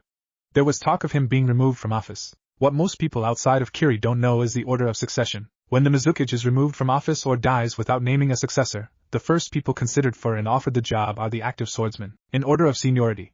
After that, any former swordsmen that are retired, but still in good enough health and physical shape to take the job. If none of them take it, the opening goes to any active shinobi who can prove they've got what it takes. The Mizuki was afraid for his job, so without warning, he disbanded the swordsmen, branding us all traitors. We fled Kiri, hiding from the ANBU and the hunter nin sent after us. After about 2 years of this, I heard that Kenji-sensei had been killed, a bystander in a riot. Officially, that was what had happened. However, I knew about the grudge, and the details of the report were sketchy enough that it looked like an assassination cover-up, especially to someone trained to do that sort of thing. Wait a second. The Hokage showed me the report on his death. He thought he was a bystander too. Each village's assassination teams do things differently. Different poisons, variations in weapons, that sort of stuff. Someone who knows what to look for could tell which village killed someone. Kenji-sensei's death had all the signs of a Kiri assassin. I knew that if the Mizuki died, the swordsman could be reformed, to choose a new Mizuki from our ranks. With any luck, the new Mizuki would work to end the civil war, which I believe Kenji-sensei would have wanted. So, I decided to try and kill the Mizuki and restore order to Mizu no Kuni. It didn't work, and here I am now. So, you aren't going to kill us because one of us is related to your late sensei? Yeah, pretty much, out of respect for him and a wish to keep living. If the Gaki were fully trained, I'd be in deep shit had I actually followed through with my attack. Kurenai looked at Zabuza for a long moment then asked, so what do you plan on doing now? You haven't followed through with your original plan, and when we arrive in Konoha, we will have to report that we saw you, and that you have help. Yeah, I know, Zabuza let out a humorless chuckle. I don't suppose Konoha would take us in, seeing as I'm a missing nin. I wouldn't say that just yet. Six heads turned to look at Naruto. Kiba asked the question for all of them. What are you talking about? First off, this is completely unofficial, so I can't promise anything. Depending on what you're willing to agree to, there are a couple of options. You can try and become a Konoha shinobi. The Hokage is well aware that most missing nin became missing nin because they didn't like how their village was being run. Such shinobi can petition to the Hokage to join Konoha. I would still have to be able to see him first. Even if I enter the village in chains, I wouldn't be able to get a meeting with him. If you're serious, it can be arranged for you to meet him outside the village. We would just need to send a message with the general details. Are you interested? Haku looked over to Zabuza. Zabuza-sama, whatever you decide, I support you. Well, it would mean giving up on trying to become Mizuki and end the civil war, which was my main goal in all of this. On the other hand, I'm tired of being a fugitive. So what details do you need from us? Naruto reached into his pack, pulling out paper and a pencil. At this point, all I need are your names, former village or country, rank, reason for leaving, and any special abilities you have to offer the village. Except for your reason, we've already got most of that information on you, from your bingo book entry. We would need the stuff for your associate though. My name is Haku, formerly of Mizu no Kuni. Okay, what was your rank before you left? I didn't have one. I was never a registered shinobi in any village. When I was young, Zabuza-sama took me in and trained me. Until then, I was an orphan, a result of the massacre. So you don't even qualify as a missing nin. Shouldn't be any problems getting you in then. Why were you orphaned by the massacre? I have a Kekai Genkai, from my mother. I can manipulate water to form ice. My father found out. He killed my mother, but I killed him before he could get me. Naruto grimaced. I see. The village is going to love you. Much as I might not like it, Konoha is a haven for Kekai Genkai. I will be welcome there. All because I have a Kekai Genkai? And what do you mean you don't like it? Pretty much. As for what I meant, Konoha loves Kekai Genkai, to the point of almost worshipping some of them. The more powerful ones even get special treatment in some things. I acknowledge their existence and admit that they are useful, but I don't feel they deserve special treatment because of it. I remember Zabuza-sama telling me once about how things were before the massacre. The clans with Kekai Genkai were treated as equals, not as superiors. Naruto finished writing. I wish I had been able to see it. Grudge against the Uzumaki or not, it sounded like my kind of place. Alright, I'll get this to Konoha somehow. Kurenai whistled, and a hawk flew down. Here, Naruto. This hawk will take this directly to the Hokage. Tying the message to the bird's leg, she set it free. It took off, heading in the direction of Konoha. 3 days later, the 7 shinobi and dog found themselves at a Konoha outpost on Hai no Kuni's border. The Hokage's reply had directed them to this specific location as a meeting ground. After waiting for about an hour, 3 figures appeared. The Hokage had brought Irika and Kakashi with him. Hello all. I hope you two don't mind that I brought company. Standard procedure for things like this. It's alright. I was honestly surprised we got a response so fast. I thought you would have taken some time to consider whether or not meeting us was a good idea. Had anyone other than Naruto sent it, I would have. However, one thing that I have learned about Naruto is that his instincts about people are rarely wrong. If he thought you were sincere in wanting to come to Konoha, and that your reasons for your past actions are worth hearing, I will hear you out. After Zabuza and Haku told their stories, the Hokage sat and thought for a few minutes. Then, he spoke. You both meet my requirements for becoming Konoha shinobi, but your reputation, Zabuza, means you probably couldn't be an active duty shinobi, at least not initially. You would be a reserve. Haku, however, has no record, and can be an active shinobi in whatever field he wishes. You could also become operatives for us. It's a bit riskier than the first option, but then again, why be a ninja if you don't want to take risks? You would supply us with information and goods not available through normal channels. In return, you would be paid and have access to Konoha's safe houses across the elemental countries. If I were to become a reserve shinobi, what would my duties be? Your daily duties would most likely be in the armory, forging or inspecting.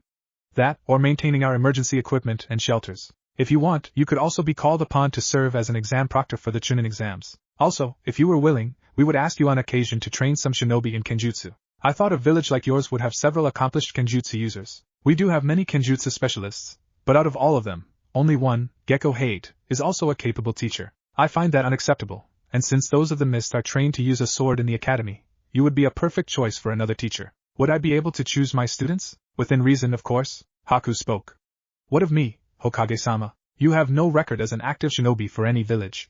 While this means you are free to join us, it also means we have nothing to compare your abilities with. Procedure states that in such cases, I cannot enlist you as anything above a chunin, regardless of what you are really capable of. After you settle in, you would be tested to determine your starting rank. Naruto has also made me aware about your Kekai Genkai. If you decide to become a Konoha shinobi, the village council will find out about it, and they do have a say in the terms of your moving into the village. They may make a condition that would require you to breed your Kekai Genkai. Breed? It isn't quite as bad as it sounds. It simply requires that you have multiple children, in hopes of passing on the Kekai Genkai. It can also be arranged for in vitro fertilization if you want. Then may I make a condition as well? At Sarutobi's nod, Haku continued. Wherever Zabuza-sama goes, I will follow. If Konoha wants my Kekai Genkai, they will have to accept Zabuza-sama as well. That is acceptable to me. Have the two of you reached a decision? I'll join. Me too. Alright. Now Haku, should you make chunin, what specialty would you like to pursue? Truthfully, I have no idea. I would, however, request non-combat duty. Something sedate, at least until I can adjust and make a decision. Fair enough. Let's see.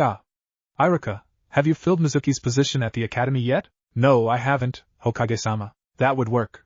It isn't quite sedate, but it isn't combat. At least, not the sort you would expect. It would also help you adjust to how we do things in Konoha. Thank you, Hokage-sama. With that, the group of 10 humans and 1 canine set off towards Konoha. 2 weeks had passed since the mission to Yuzen no Kuni.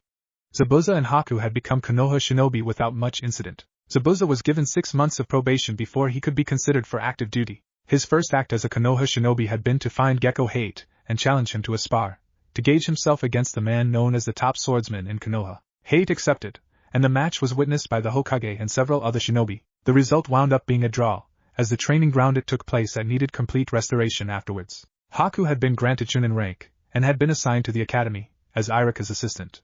He soon discovered that he enjoyed working there. He also discovered a new appreciation for his Kekai Genkai, as certain aspects of it, like his mirrors, turned out to be very useful in dealing with the students. It allowed him to break up fights and catch cheating students, almost immediately. His biggest issue with Konoha life were his admirers.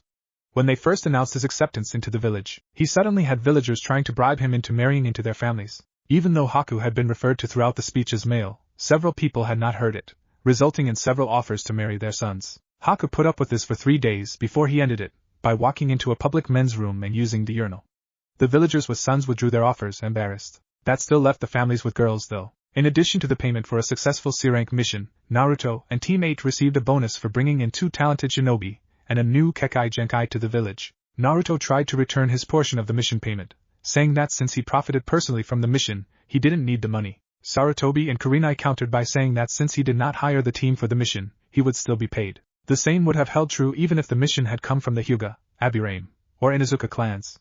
Naruto grudgingly accepted the money after that. One afternoon, the current active genin cells were having a meeting in the Hokage's office. It was Sarutobi's idea, so that the Jounin sensei could exchange ideas about how to best train their teams, and just compare progress. It was optional for the genin to attend, so Sasuke had declined, preferring to train alone. Sakura had also declined, hoping to get a date with the Uchiha. Ino hadn't known Sasuke wasn't coming, so she was at the meeting. Teams 8 and 10, Guy's team, Kakashi, Sai, and Naruto were sitting, waiting for the Hokage to speak. Sarutobi cleared his throat. Alright, it looks like everyone is here that is going to show. Let's begin. How about a general team progress report? Kakashi, why don't you start? Hi, Hokage-sama. Team 7 is still not ready for a C rank. Judging by individual ability, Sai and Sasuke are ready for the bigger stuff. As a whole though, they still lack the necessary teamwork for a successful mission. Sasuke continues to believe that the others, including me to a degree, are holding him back, and won't work with them. As a result, I'm running low on new teamwork exercises to have them do. Why you? And what about Sakura? I include myself because I find myself constantly telling them that they aren't ready for harder missions. Sasuke may see that as me holding him back from, and I quote, gaining more power.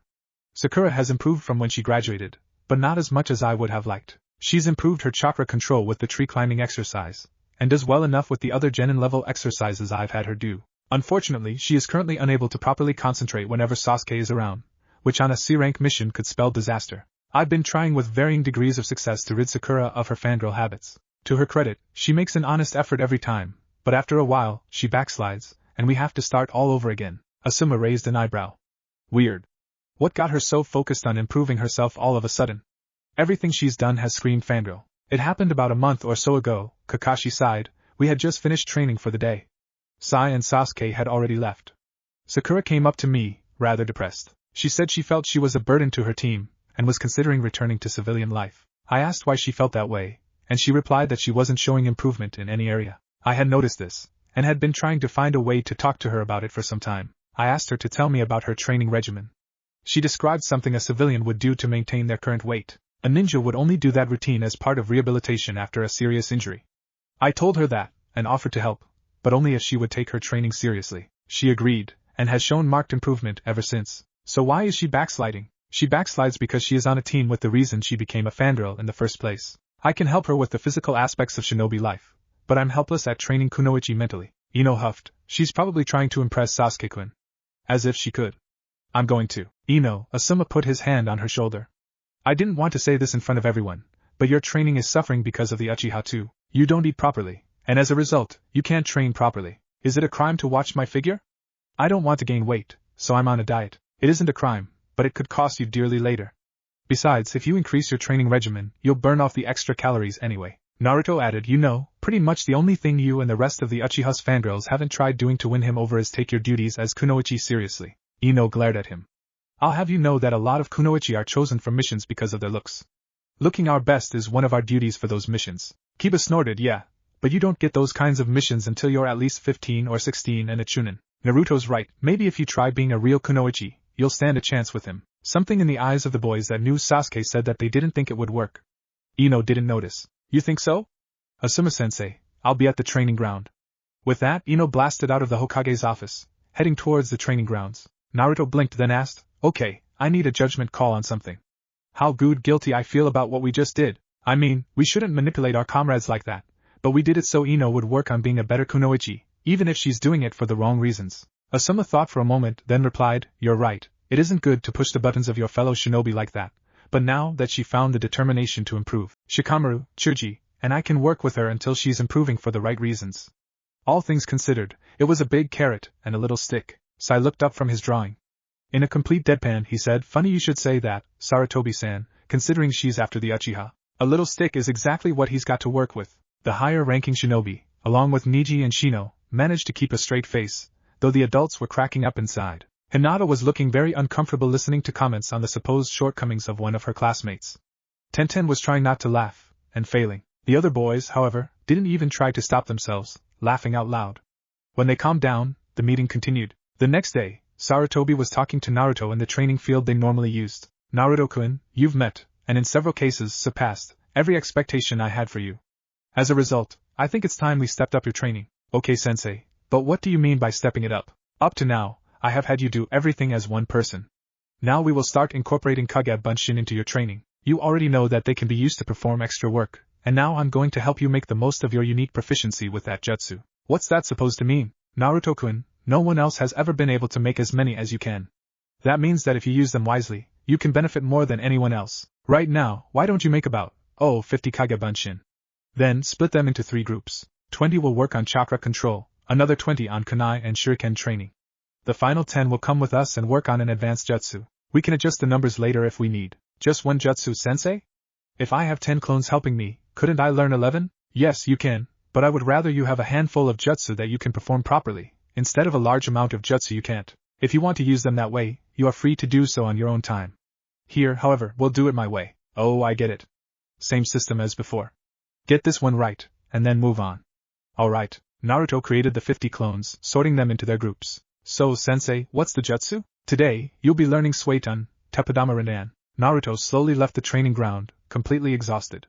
Because of his clones, he had gotten the jutsu down in a short amount of time. As a result, Sarutobi decided to move on to a jutsu from Naruto's clan library. The one they eventually decided on was one neither of them knew, so they would both walk away from today's training with at least one new jutsu. By the time they were done for the day, Sarutobi had 2 new jutsu, and Naruto had 3. It had been Sarutobi's first chance to really see what had been brought back from Yuzen no Kuni. The mission report said there were legendary jutsu in the scroll, and Kurenai had listed some of them by name, but he still wasn't prepared to actually see the seals holding the scrolls right in front of him. It took nearly all of Sarutobi's willpower not to unseal the scrolls and jump up and down, screaming gleefully at the top of his lungs, like Naruto had done when he was younger.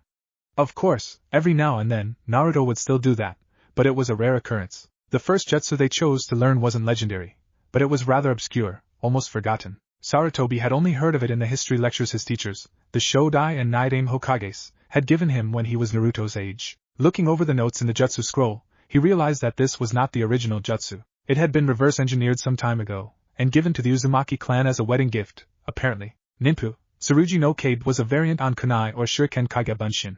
In theory, it was rather simple. A sword would be duplicated many times. Then, chakra would be applied to position and manipulate the swords. The swords would remain in a fixed location, by default pointing vertically up, but their angle could be adjusted to skewer anything it came into contact with, giving the jutsu both defensive and offensive capabilities. Manipulating their formations, it was supposedly possible to create a wall of great height and width, though doing that sacrificed part of its defensive abilities by spreading the swords out. The jutsu proved rather demanding.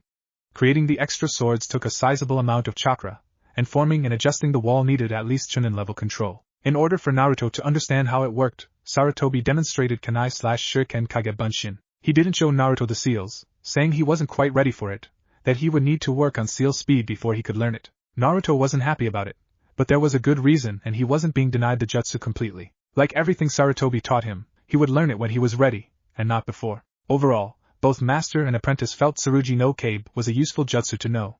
A footnote said there was a similar, slightly easier jutsu among the scrolls. Locating it, they decided to try that one too. This one was an original, though it was given to the Uzumaki as payment for something, a mission of some sort, most likely. Doton, Yari no Kabe proved to be much more to their liking. Another jutsu that was both defensive and offensive, it needed less control and the amount of chakra consumed depended on the user's needs. The more chakra applied, the bigger the effect. On use, a miniature forest of sharp stone spears would shoot up from the ground in any direction the user wanted, so it was possible to surround a target, completely trapping them. The spears came up to the middle of Sarutobi's chest, so jumping over them wasn't an option. The downside was that the spears were anchored to the ground, making them relatively useless against an aerial attack. When Naruto asked why a Doton jutsu was given as payment to a clan of Suiton and Futon users, Sarutobi replied that, to civilians in a non-shinobi village, a jutsu was a jutsu. Deciding that was enough jutsu training for one day, Sarutobi had Naruto move on to the next segment in his training regimen. As Naruto passed the restaurant, he noticed 4 diners in particular. Asuma, Kakashi and Kurenai were sitting at the same table, along with a Tokubetsu jounin Naruto often ran into when delivering messages to the interrogation department, Midarashi Anko. She was okay. Crazy as hell, but okay. Asuma and Kakashi had notebooks with them, and were writing in them. Racking his brain for a reason why the 4 of them would be together, Naruto remembered that after the meeting, Kurenai had offered to give the 2 men advice on how to permanently defangirl Sakura and Ino. Anko was probably there to help as well. Apparently, a kunoichi can only be cured of being a fangirl through the intervention of other, stronger kunoichi. Or at least, that was Naruto's best guess. He just hoped that it wouldn't get bad enough to where Kurenai and Anko would take a more involved role with his 2 classmates. Neither of them were at all patient with kunoichi who didn't take training seriously. He was snapped out of his thoughts when he heard Kakashi call him over. "What's up, Kakashi? You done training for the day?" "Yeah, I am. I figured I'd go home, shower, change, and then find something to eat."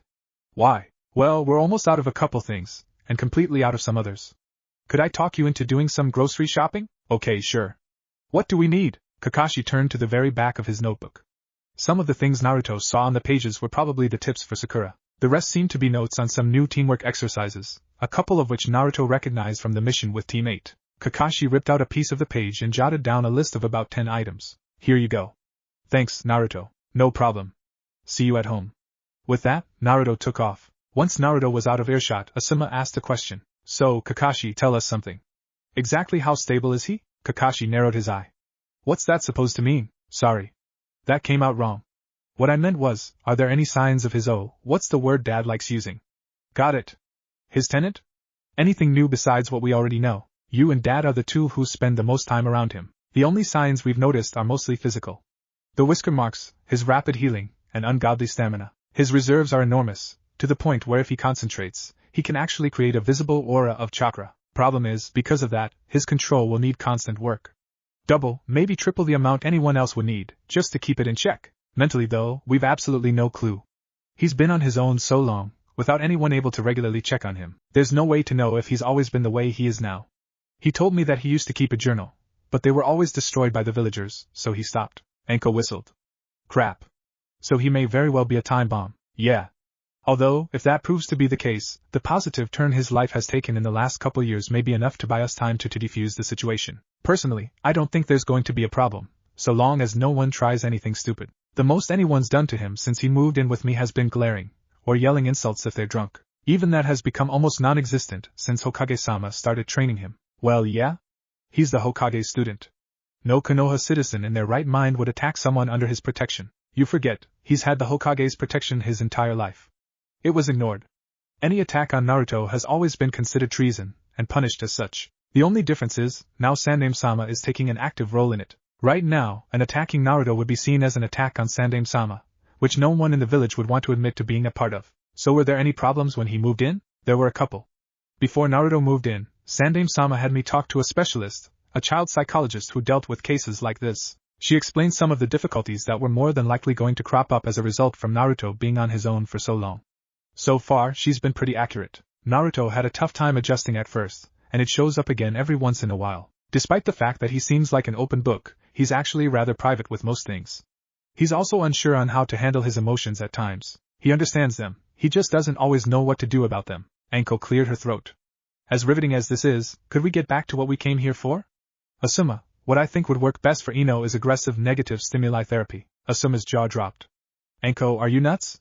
I want Ino to take her training seriously. Why would you even suggest that? Getting back on topic, the discussion continued for several more hours. Naruto exited the bathroom of the apartment he shared with Kakashi. The groceries had already been put away, and he had just finished his shower. Time for food. Now then, do I eat here or at Ichiraku's? What am I saying, Ichiraku's, of course. Deciding to wait a little bit before going, Naruto grabbed his copy of his clan library scroll. Let's see what to read him. The Uzumaki clan and the rivers of Hades. Naruto unsealed the spot marked, revealing another scroll. He opened it, and began to read. It turned out that the scroll was an account on how the Uzumaki clan supposedly gained the river techniques, and the changes made to them in the time since. Shortly after the founding of the Shinobi Nations, the Shinigami came for the soul of a dying infant of the Uzumaki clan. When he arrived, he reached for the soul, but it would not leave the body. The body was dying, but the infant was clinging to life through willpower alone. The Shinigami knew this sort of thing happened on occasion, but it happening in infants, especially ones not in a hospital, was very rare. The Shinigami made himself visible to the members of the clan standing vigil around the infant. They reacted as one would expect. The Shinigami, in an almost unheard of act, offered his condolences at the situation. He told them that had a job to fulfill, but taking infants and children was never easy for him. The clan head stepped forward, telling him that the child was dying from a birth defect that no medical treatment could stop, leaving him in constant pain. Their only solace came from the hope that the child would be spared further pain. The Shinigami told them there was no darkness on the soul, that there was no reason for him to suffer any more than he already had. The Uzumaki present broke down in tears. The child's parents, trying to calm themselves enough to speak coherently, thanked the Shinigami for telling them. This stunned him. Normally, humans begged him not to take a soul, offering promises and bribes. They didn't thank him for coming to take one. The parents continued, offering what help they could possibly provide him, should he ever need it. Anyone observing this would have gaped. Mortal beings, offering to help a seemingly omnipotent being like the Shinigami? The Shinigami had paused at that offer. While it was true that he did have virtually unlimited power, he was also bound by laws as well, preventing him from becoming directly involved in most mortal affairs outside of his normal duties. With human agents, he would have a loophole, should he ever need it. With that in mind, the Shinigami made the Uzumaki clan an offer. The infant had to die, but if the clan would serve as his agents among the living should he ever have need of them, he would be willing to give the clan some small amount of compensation. Negotiations began, awkwardly at first due to the emotional state of those present, but eventually an agreement was made. The Uzumaki would help the Shinigami when he needed them to, and they would gain the ability to summon water from the rivers and an ancient being. As soon as the deal was final, the infant's body finally gave out. In the decades following the deal, many changes were made. The Uzumaki were good people, but they were still human, and occasionally misused the abilities they had been given, like using phlegethon for heat in the winter. Why waste firewood if you know a jutsu that burns without fuel? Fearing that the Shinigami would be upset, the clan elders decided to restrict the ability to use the rivers. Seals were designed for each river, eliminating the need for the hand seals that had been used since they gained the ability. The seals were designed so that, in order to use a river, the user would have to either be in a life-threatening situation, or feel intense emotion. Positive or negative, it didn't matter, it was the strength of the emotion that counted. Also, the seals would become available in a specific order, to prevent someone who wasn't ready from using Lethe and Mnemosyne. The seals were then key to the basic standards of the shinobi ranks, Genin, Chunin, and Jounin. Upon meeting the base requirements for each rank, 2 more rivers could be unlocked. Once the seals were finished, the use of the hand seals was forbidden. Looking over the requirements for each level, Naruto noticed that, by these standards, he had been capable of using the second pair for the last week. He just hadn't been in a situation where he needed to use them. It was also noted on the scroll that, in order to better hold up their end of the bargain, the clan decided that they would gain knowledge in various subjects. They had reasoned that having a broader base of knowledge in things beyond shinobi life would allow them to better do the Shinigami's bidding, should their services ever be called upon. The clock caught Naruto's eye. Crap. I've been sitting here reading for an hour and a half. If I want Ichiraku's, I need to leave now. Moving at a speed only available when running late, Naruto resealed the scroll, put it back in his room, and blasted out the door. Gotta move, gotta OPH. Naruto had collided with someone, knocking them both over. Picking himself up, he looked at who he had run into. Hinata-chan? And Naruto-kun. Hey there. What are doing here? Kurenai-sensei cut our training short today. I stayed behind and trained by myself. I finished, and was heading home when I ran into you. I'm so sorry, don't worry about it. Tell you what, why don't we eat at Ichiraku's? My treat? Naruto-kun. Hinata blushed slightly. Are you asking me out on a D-date? Now Naruto was blushing too, scratching the back of his head. I guess I am asking you out. What do you say? I'd love to. Great. Let's go. With that, Naruto took off, heading towards Ichiraku's. Hinata stood there shocked. Naruto had asked her out of his own free will, and she had accepted.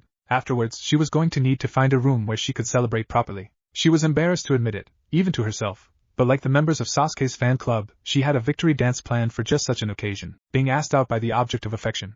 Her status as the heiress, as well as her personality, prevented her from doing it where there was even the slightest chance of someone else seeing. She was deciding on possible locations when she heard Naruto's voice. Hey, Hinata-chan, are you coming or not? When the two arrived at Ichiraku's, Naruto hopped up onto a stool. Hinata calmly took one next to him. Ayam walked up to the counter, a big smile on her face. Naruto-kun, it's been 3 days. We were getting worried. And who is this? Nay, this is Hinata-chan. Hinata-chan, this is Ayam. She and her dad own this place. I've been coming here for as long as I can remember. It's a pleasure to meet you, Ayam-san. Likewise. Now what can I get you too? After the ramen had been served, light conversation broke out. Tucci had come out from the back and was introduced to Hinata. Ayam took the chance to ask a question that had been on her mind for a while. So, Naruto, how's your training coming along? Must be something else, if it's keeping you from coming here. It's really cool. The only thing I'm really missing out on is what it's like being on a team. Tucci sighed. Naruto, she was asking what it's like being the Hokage's apprentice. No offense, but for a ninja, you aren't very good at picking up on what isn't being said. Naruto blinked. Hey. I'm working on it. Being the Hokage's apprentice is really tough. A lot of people keep telling me they're expecting great things from me, even if they're just sucking up to my sensei. Still, I'm not complaining. You aren't? That's a lot of pressure to deal with. Until a couple years ago, I could count on one hand the number of people in this village who honestly expected me to ever amount to anything. Yeah, I'll complain about being called an idiot, or any number of things, but I don't ever see myself complaining about someone expecting me to be better. That could change, Naruto. Everything can change. Now, what's this I've been hearing about you getting a Kenjutsu teacher? Huh? Oh yeah? Tomorrow, I start Kenjutsu lessons with Momochi Zabuza. We know about his reputation, and that he came back with you two after that C-rank mission a while ago, but what's so special that has other shinobi talking about it? Some of them were fairly annoyed at the news. When I first started training with sensei, a lot of shinobi started making offers to train me in different areas. For the most part, they just wanted to suck up to sensei, and we turned down their offers.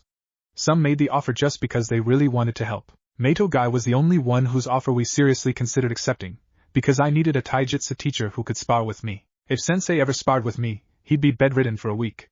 We didn't want to take advantage of him, so we made an agreement. So the reason other shinobi are talking about it is probably because it's rare for me to ever get steady training from someone other than sensei or Guy-sensei. Okay, that makes sense, but I was under the impression Hokage-sama was an experienced weapons user. Why, then, is he having you study under someone else? He is a weapon user, but he specializes in fighting with a staff, mainly Enma, the Eighth Lord, in his transformed state. He's good with swords too, but he told me that Zabuza would be teaching me. I wonder why that is. I am not sure, but my guess is that it's part of something about AP appearances. Naruto turned to look at Hinata. Why do you say that, Hinata-chan? Hinata took some calming breaths. She wanted to stutter as little as possible. Zabuza-san has a reputation for being dangerous. Part of his agreement to live here was that he would be able to teach Kenjutsu. The problem is, if everyone is afraid of him, no one will ask for training. That's probably why you're going to learn from him. If Hokage-sama isn't willing to trust his student to be safe learning from Zabuza-san, who will? That's very true, Tucci spoke up. A leader needs to be able to trust those he leads, but those that are led must also be able to trust their leader to make decisions that will benefit them all. Hokage-sama has taken a very big gamble in making Zabuza-san and Haku-san Konoha shinobi. He needs to show that he was right in doing so. Haku-san, from what I've heard, has already proven he was worth it, simply by his performance as an academy instructor, not to mention his Kekai Genkai. Zabuza, however, has not been given the chance, which is why I'm learning from him, Naruto finished, to give him the chance to prove he's worth whatever may happen when Kiri finds out, or any of Zabuza's enemies. But we're still just guessing. We don't know for sure. Well now, my daughter and the Hokage's student, eating together. This is unexpected. The new voice caused the four to look around for the source. Hyuga Hayashi was standing next to one of Ichiraku's walls, an eyebrow raised.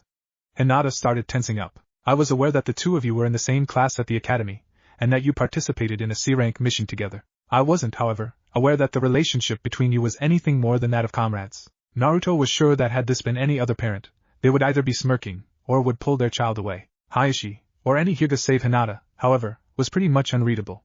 Naruto decided his best bet was to explain himself quickly, and mind his manners. He had seen pictures of what a Hyuga who was proficient with Juken could do to someone, and Hayashi was certainly more than proficient. Hyuga-sama, let me explain. I was heading here to eat, when I ran into your daughter, who had just finished training by herself. I asked her to join me, and she agreed. If my offer disrupted any plans, I apologize. Your apology is unnecessary. I wasn't expecting to see my daughter until later.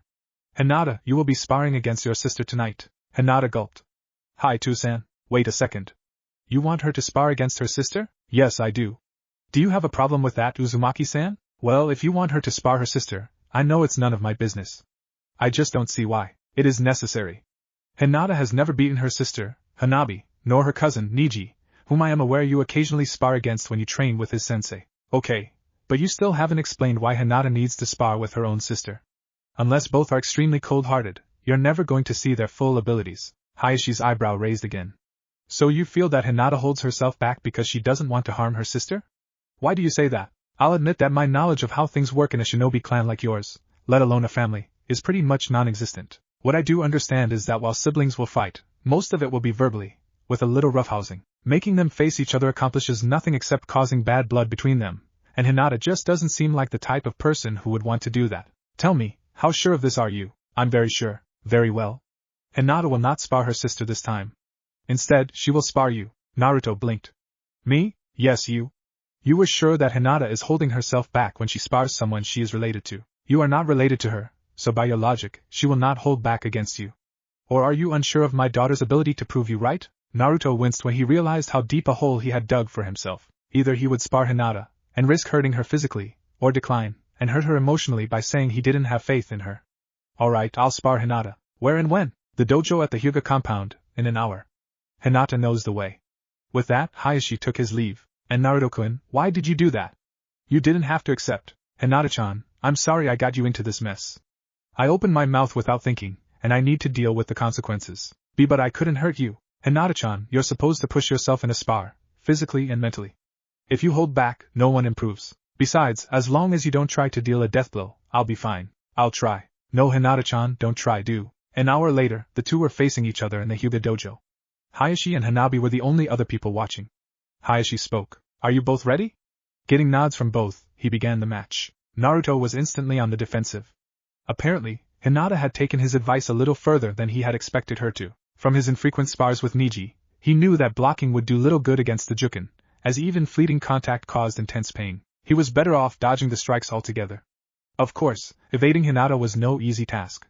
What she lacked in physical strength, she made up for in speed and agility. Naruto took any opening he could, short of openings at the chest or groin. He didn't want to risk accidentally groping Hinata, especially in front of her father, a man who could do all sorts of really nasty and painful things to him. Seeing his best chance to end the spar, he performed a leg sweep on her, sending her to the ground. Unfortunately, he didn't react in time to save himself from Hinata's own leg sweep. When he was down, she was on top of him, a knee on his chest and a palm strike aimed at his head, a sure death blow if she used even a little chakra. They were both still, until Hayashi spoke. I believe I have seen enough.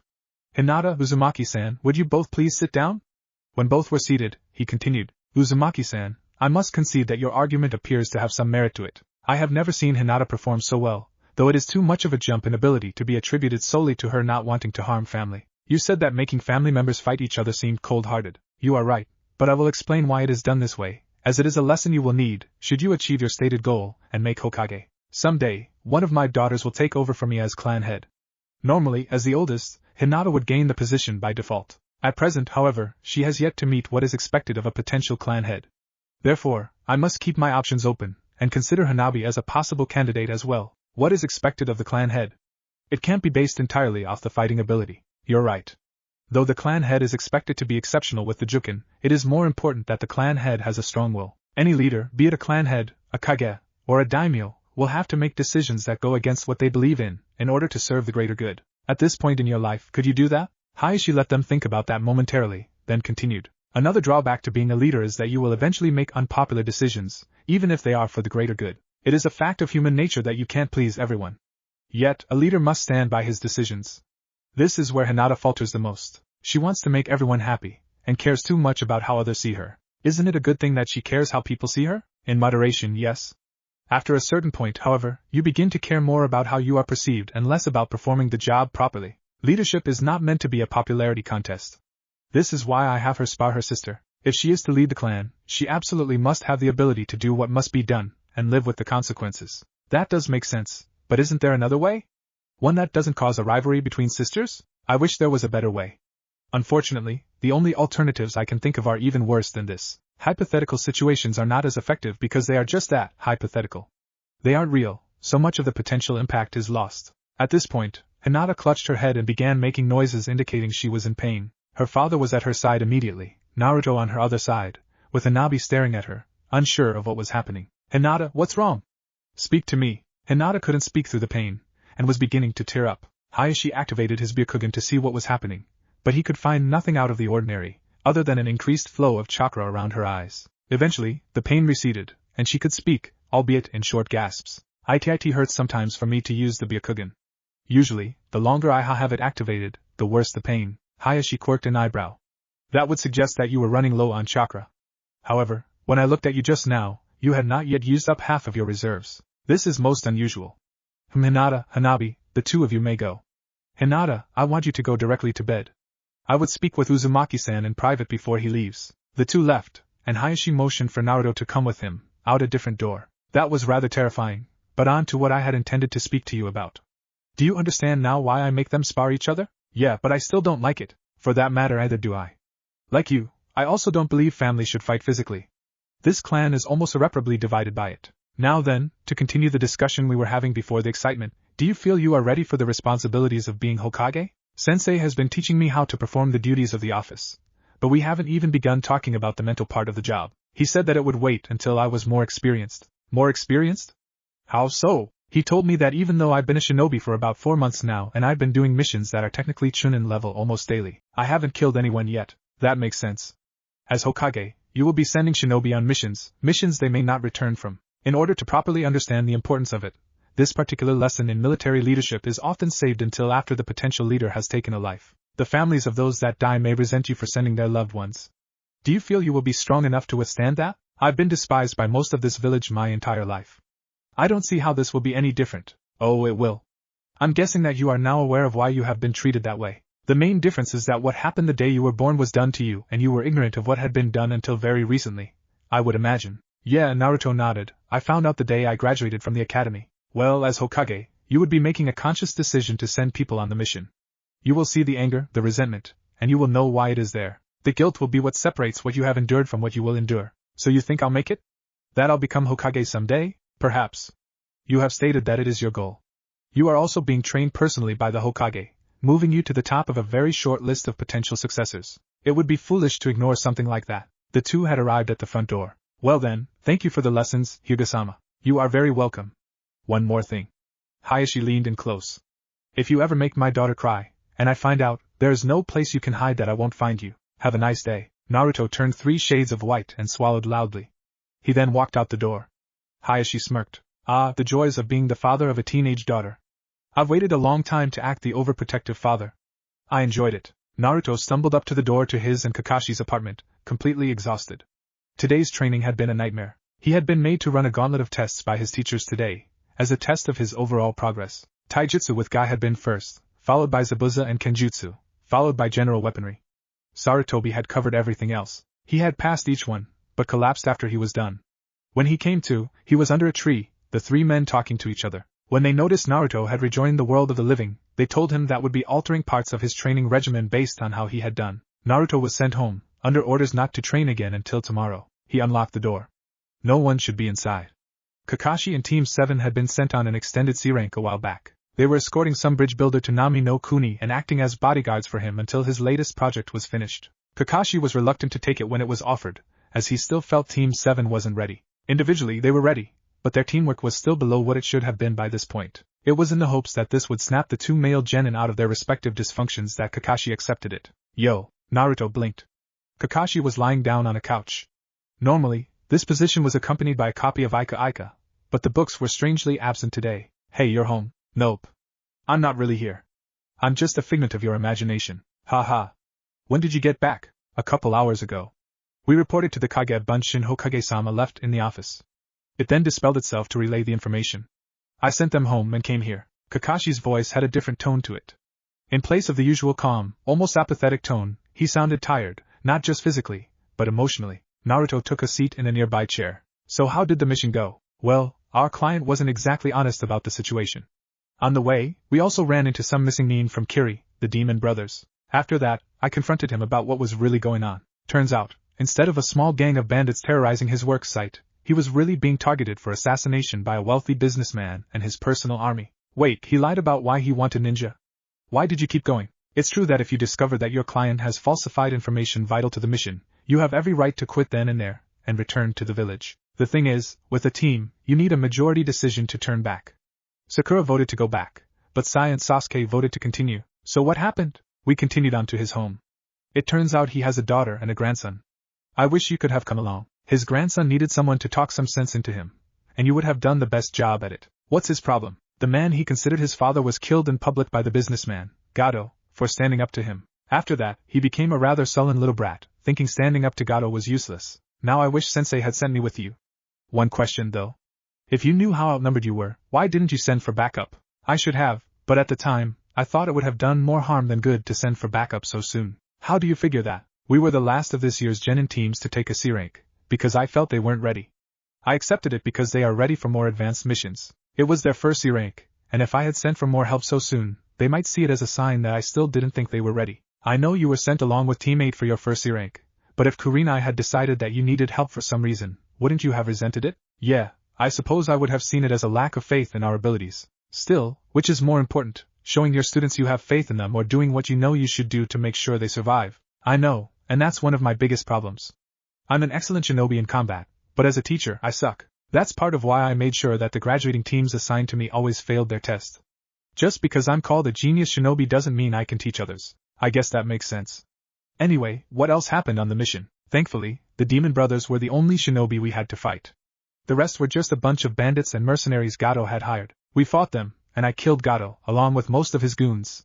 We stayed a couple extra days to recover, and headed home.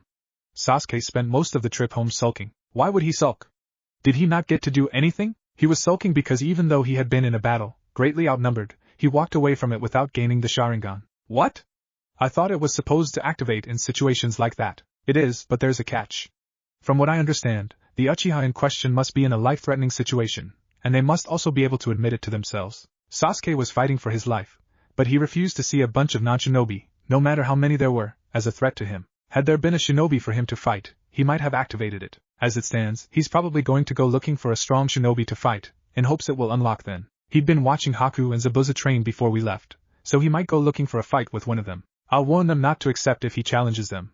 Haku will try to avoid a fight, but Zabuza wouldn't hold back from putting the team in his place, which would be the hospital at best. Then you should definitely warn them. I just wish I could get through to Sasuke. I just want to do something to help him gain some peace of mind. I've been meaning to ask you about that. Why do you have such a personal interest in Sasuke? I know the council forced you to continue training the team, but why is he so important to you? I'm repaying a debt. A debt? Who do you owe so badly? I really don't feel like talking about it, alright? Kakashi, I really think you should talk about it. When I first moved in, you made me talk to you about things, so I could start trusting people with how I really felt. Why can't you share your story with me? Kakashi sighed. Curse him and his logic. He won't let it go until I tell him either. I wonder which parent he got that from. Both of them could be damned stubborn when they wanted to. If you're so sure, I'll tell you. How much do you know about my own genin team? All I've been able to figure out is that you're the last surviving member. When I was about 5, my father was part of a team sent on an important mission for the village. The mission failed because my father chose to save the lives of his teammates, rather than complete the mission. For his efforts, he became a virtual outcast. Not even those he saved would speak to him. Eventually, he committed seppuku. When this happened, I took it to mean that completing the mission was the only thing that mattered, that teamwork and friendship were useless concepts. The rules were the only things that mattered to me. Later on, I attended the academy, and at the age of 7, I graduated as the Rookie of the Year. My Jounin sensei was the man who would eventually become the Yondaime Hokage. My teammates were a kunoichi named Rin and Uchiha Obito. Holy shit. Wait a second. If you were the Rookie of the Year, wouldn't that make him? Yeah, Obito was the dobe that year. He was one of a handful of Uchiha shinobi that weren't the Rookie of the Year when they went through the academy, and the only one to be the dobe. Bet that was a lot of fun for the other two on your team, having 2 icebergs on one team. Kakashi snorted. Actually, I acted more like a Uchiha than Obito did. Obito, well, in all honesty, he was a lot like you. So Obito was only a Uchiha by blood, not mine? Yep. He was friendly, outgoing, and humble. He was also a total goofball. I see more of him in you than Sasuke. He also believed that teamwork was more important than anything. Well, that sucks. The one Uchiha I could have gotten along with, and I'll never meet him. I almost wish I could have seen the arguments between the two of you. The arguments were nothing special.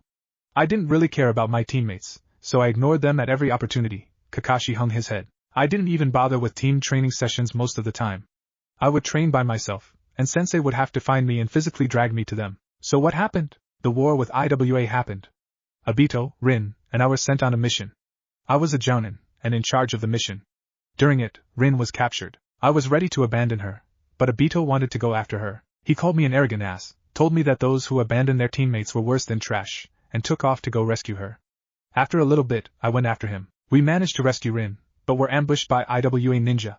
I lost my left eye, and Obito activated his Sharingan for the first time, only to be crushed by a rock slide. Before he died, he had Rin take his left Sharingan eye and implant it in my left eye socket. Kakashi was openly crying now, the first time Naruto had ever seen him do so. He died, and I never had the chance to tell him he was right, or how important he was to me. It makes me sick, thinking about all the times I insulted him and did things by myself.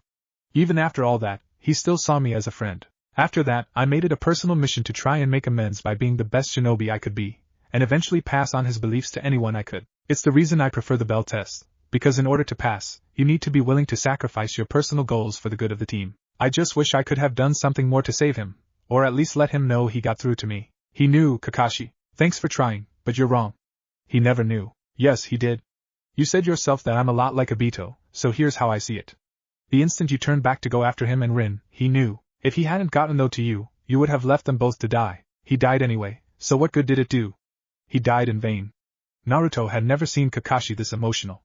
It was scary, to say the least. But if you hadn't gone with him, there's no guarantee he'd have even made it within sight of Rin, let alone save her. Instead, he died knowing that he saved her, and that he got through to you. He didn't die in vain, and he died relatively happy. What makes you think he died happy? Both you and Sensei have told me at some point that one of the greatest gifts any person can be given is the right to choose the circumstances of their death. He died on his terms, something a lot of people don't get the chance to do. I understand that you regret what you did and didn't do. That's normal. I also think it's great that you want to pass on what he believed. What I see you doing wrong, though, is that you're dwelling on the past, like Sensei does sometimes. You have both taught me that when a mistake is made, you're supposed to learn from it and move on. You've both learned from your mistakes, but neither of you are moving on. Why can't you follow your own advice? You're right, and a lot of people have told us just that over the years. The thing is, guilt knows no logic but its own. It's why I'm trying so hard to get through to Sasuke, to repay my debt to Obito. No offense, but if you wanted to get through to him, you're a little too late. The best time to do it would have been right after Itachi killed everyone, when his Avenger routine wasn't set in stone. Now, I don't know what it would take to knock some sense into him before he does something really stupid. Yes, but I can still try. There's always a chance he'll come around. Naruto sat there and looked at Kakashi. It wasn't a glare or a stare, just an unflinching, penetrating gaze. It bugged the hell out of Kakashi, because the last time that look had been directed at him, it was coming from Minato-sensei. It was like his eyes were looking into his soul. Finally Naruto spoke. You really shouldn't lie so much, Kakashi. Now you're lying to yourself and believing it. What's that supposed to mean? You say you're helping Sasuke to honor Obito's memory. That's not what you really want. You want Sasuke to become a second Obito, and that's not going to happen, not without a bunch of mood-altering medications or a lobotomy. You don't see Obito in Sasuke, you see yourself. You want him to come to his senses, but not in the same way you did. My point is, Sasuke is not Obito, and he probably never will be. I'm going to go take a shower. If you want to talk about this some more, we can do it later, alright? Kakashi nodded mutely as Naruto headed to get the stuff for his shower. When he heard the water start running, he stood up and made his way over to his bookcase. He reached up to the top, where he kept some personal trinkets. His hand hovered over a small metal box, covered in dust. He pulled it down, and opened it to reveal the team photo of his genin team. Back then, he had wanted to skip the photo and train, but Minato had thrown him over his shoulder and taken him to join the rest of his team. His eyes started tearing up as he looked at it, though only his revealed eye showed it. Is Naruto right, Obito? Am I trying to prevent Sasuke from making the same mistakes I made under the guise of repaying you? I know you regretted not having more time with us, but did you die happy? Minato-sensei, you would be proud of your son. He has the potential to take the title of the greatest shinobi ever to come from Konoha from you. He's also gained your ability to see what people are hiding, even from themselves, and can guess as to the real motivations of others. I still think that it's part of some hidden Kekai Genkai you had and didn't know about. Unfortunately, he's got his mother's sense of tact, and he's about as subtle as a wrecking ball. Still, I think he'll do just fine. Rin, what can I say? Before Obito died, I would blow you off, but in the end, you were really all I had left. After the war, Minato-sensei was busy with being prepared for the office of Hokage, but you were there whenever I needed you. I miss all of you terribly, and I'm going to do my best to make sure that no team ever has to go through what ours did, for as long as I live. Kakashi put the picture away, and sat back down. He then began to cry, harder than he had in a very long time. When Naruto came back out, he saw Kakashi drying his eyes. You okay, Kakashi? Yeah, I'll be fine. You just said some things that I needed to hear, but didn't want to. Oh? So, the Rookie of the Year, huh? Tell me, is that title really as important as people make it seem? It depends. In the academy, it's used as a motivator, to make the students work hard. Some see it as a goal to work towards, a sign of superior ability. To others, like you, the Aburame and Nara clans, and maybe Obito, it's something that hinders one's abilities as ninja. 2 years ago, you said that you thought it was better for a ninja to be underestimated, to hide their true abilities. You have your opinions on how important it is, and they have theirs. Why do you ask? Well, I was doing some thinking in the shower, and I came up with 3 things that most Rookies of the Year seem to have in common. I'm not sure if they apply to everyone who got the title, but everyone I could think of had them in common. Okay, shoot. What are your 3 requirements for being Rookie of the Year? First, they have to be arrogant. Second, they have to be as friendly as an iceberg. Third, they need to have a self-destructive obsession with some idea or goal. I get the first 2, but you'll have to explain that last one. Well, you said that you were obsessed with the rules when you were the rookie. With Sasuke, he's continually going on about gaining power. Neji has this really bizarre attachment to fate, destiny, whatever. I see. Itachi was much like his brother, down to the gaining power thing. Orochimaru, well, he was always obsessing over learning new jutsu. It's really kind of frightening, now that you mention it. Although, someone could say that you have your own obsessions, ramen and becoming Hokage. How are those self-destructive? I love ramen, even though I've been told repeatedly that it's not good for me, and being Hokage is a lifelong goal, and I'm getting closer to it every day. Alright, what would you do if you couldn't be Hokage? Suppose you had to choose between having a family of your own and being Hokage? Or if you suffered some injury that left you unable to continue as a ninja? We don't know if Kyuubi can regrow a lost limb. What would you do then? That stopped Naruto cold. I don't know, which is why I asked. You have your heart set on being Hokage, which is an admirable goal, but you don't have any plans other than that. It's good to think towards the future, but you also need to keep yourself in the present. That means having a backup plan. I'll give it some thought. Good. I believe we've reached our depression quota for a while, so let's change the subject, shall we? What's been going on while we've been gone? Well, let's see. Haku and Ayam from Ichiraku started going steady last week. Isn't she 3 or 4 years older than him? Way to go, Haku. Kakashi wiped away a fake tear. I'm so proud of him. Yeah, well, she's 18, and as a shinobi, Haku's a legal adult. Tucci thinks Haku's a great guy, and Zabuza was impressed when Ayam didn't seem to be afraid of him. Apparently, she said that Zabuza couldn't be all bad, if he was responsible for Haku being the nice guy he is. He asked her to keep it a secret, because it could ruin his bad reputation. Both Naruto and Kakashi got a chuckle out of that. Also, Hayashi's asked me to train with Hinata every once in a while. He thinks I'm a good influence on her. Naruto ignored Kakashi's snorts and continued. They still don't know what's wrong with her Byakugan, so she's not allowed to use it except on missions or in a supervised spar with another Hyuga present, so taijutsu training is out. You both have above average chakra control for your age and rank, so what's left? We normally just do some physical training. We've also been working on breaking out of an enemy's grip lately. Stuff like getting out from under them if we're pinned down. Due to Kakashi's mask, Naruto didn't see the evil smirk forming. He also didn't see Kakashi's question coming. So which do you like better? Her pinning you, or you pinning her? Naruto began flushing, stammering. What are you talking about? Now he saw the smirk, complete with I smile. Oh, you know what I mean. Do you like it better when she's on top or when you are? Naruto gaped, trying to come up with an answer that didn't make him sound like a pervert. Kakashi's gaze wandered over to the box with his team photo in it. Minato-sensei, it should be you, not me, teasing your son about this. But since you can't be here to do it, I'm more than glad to.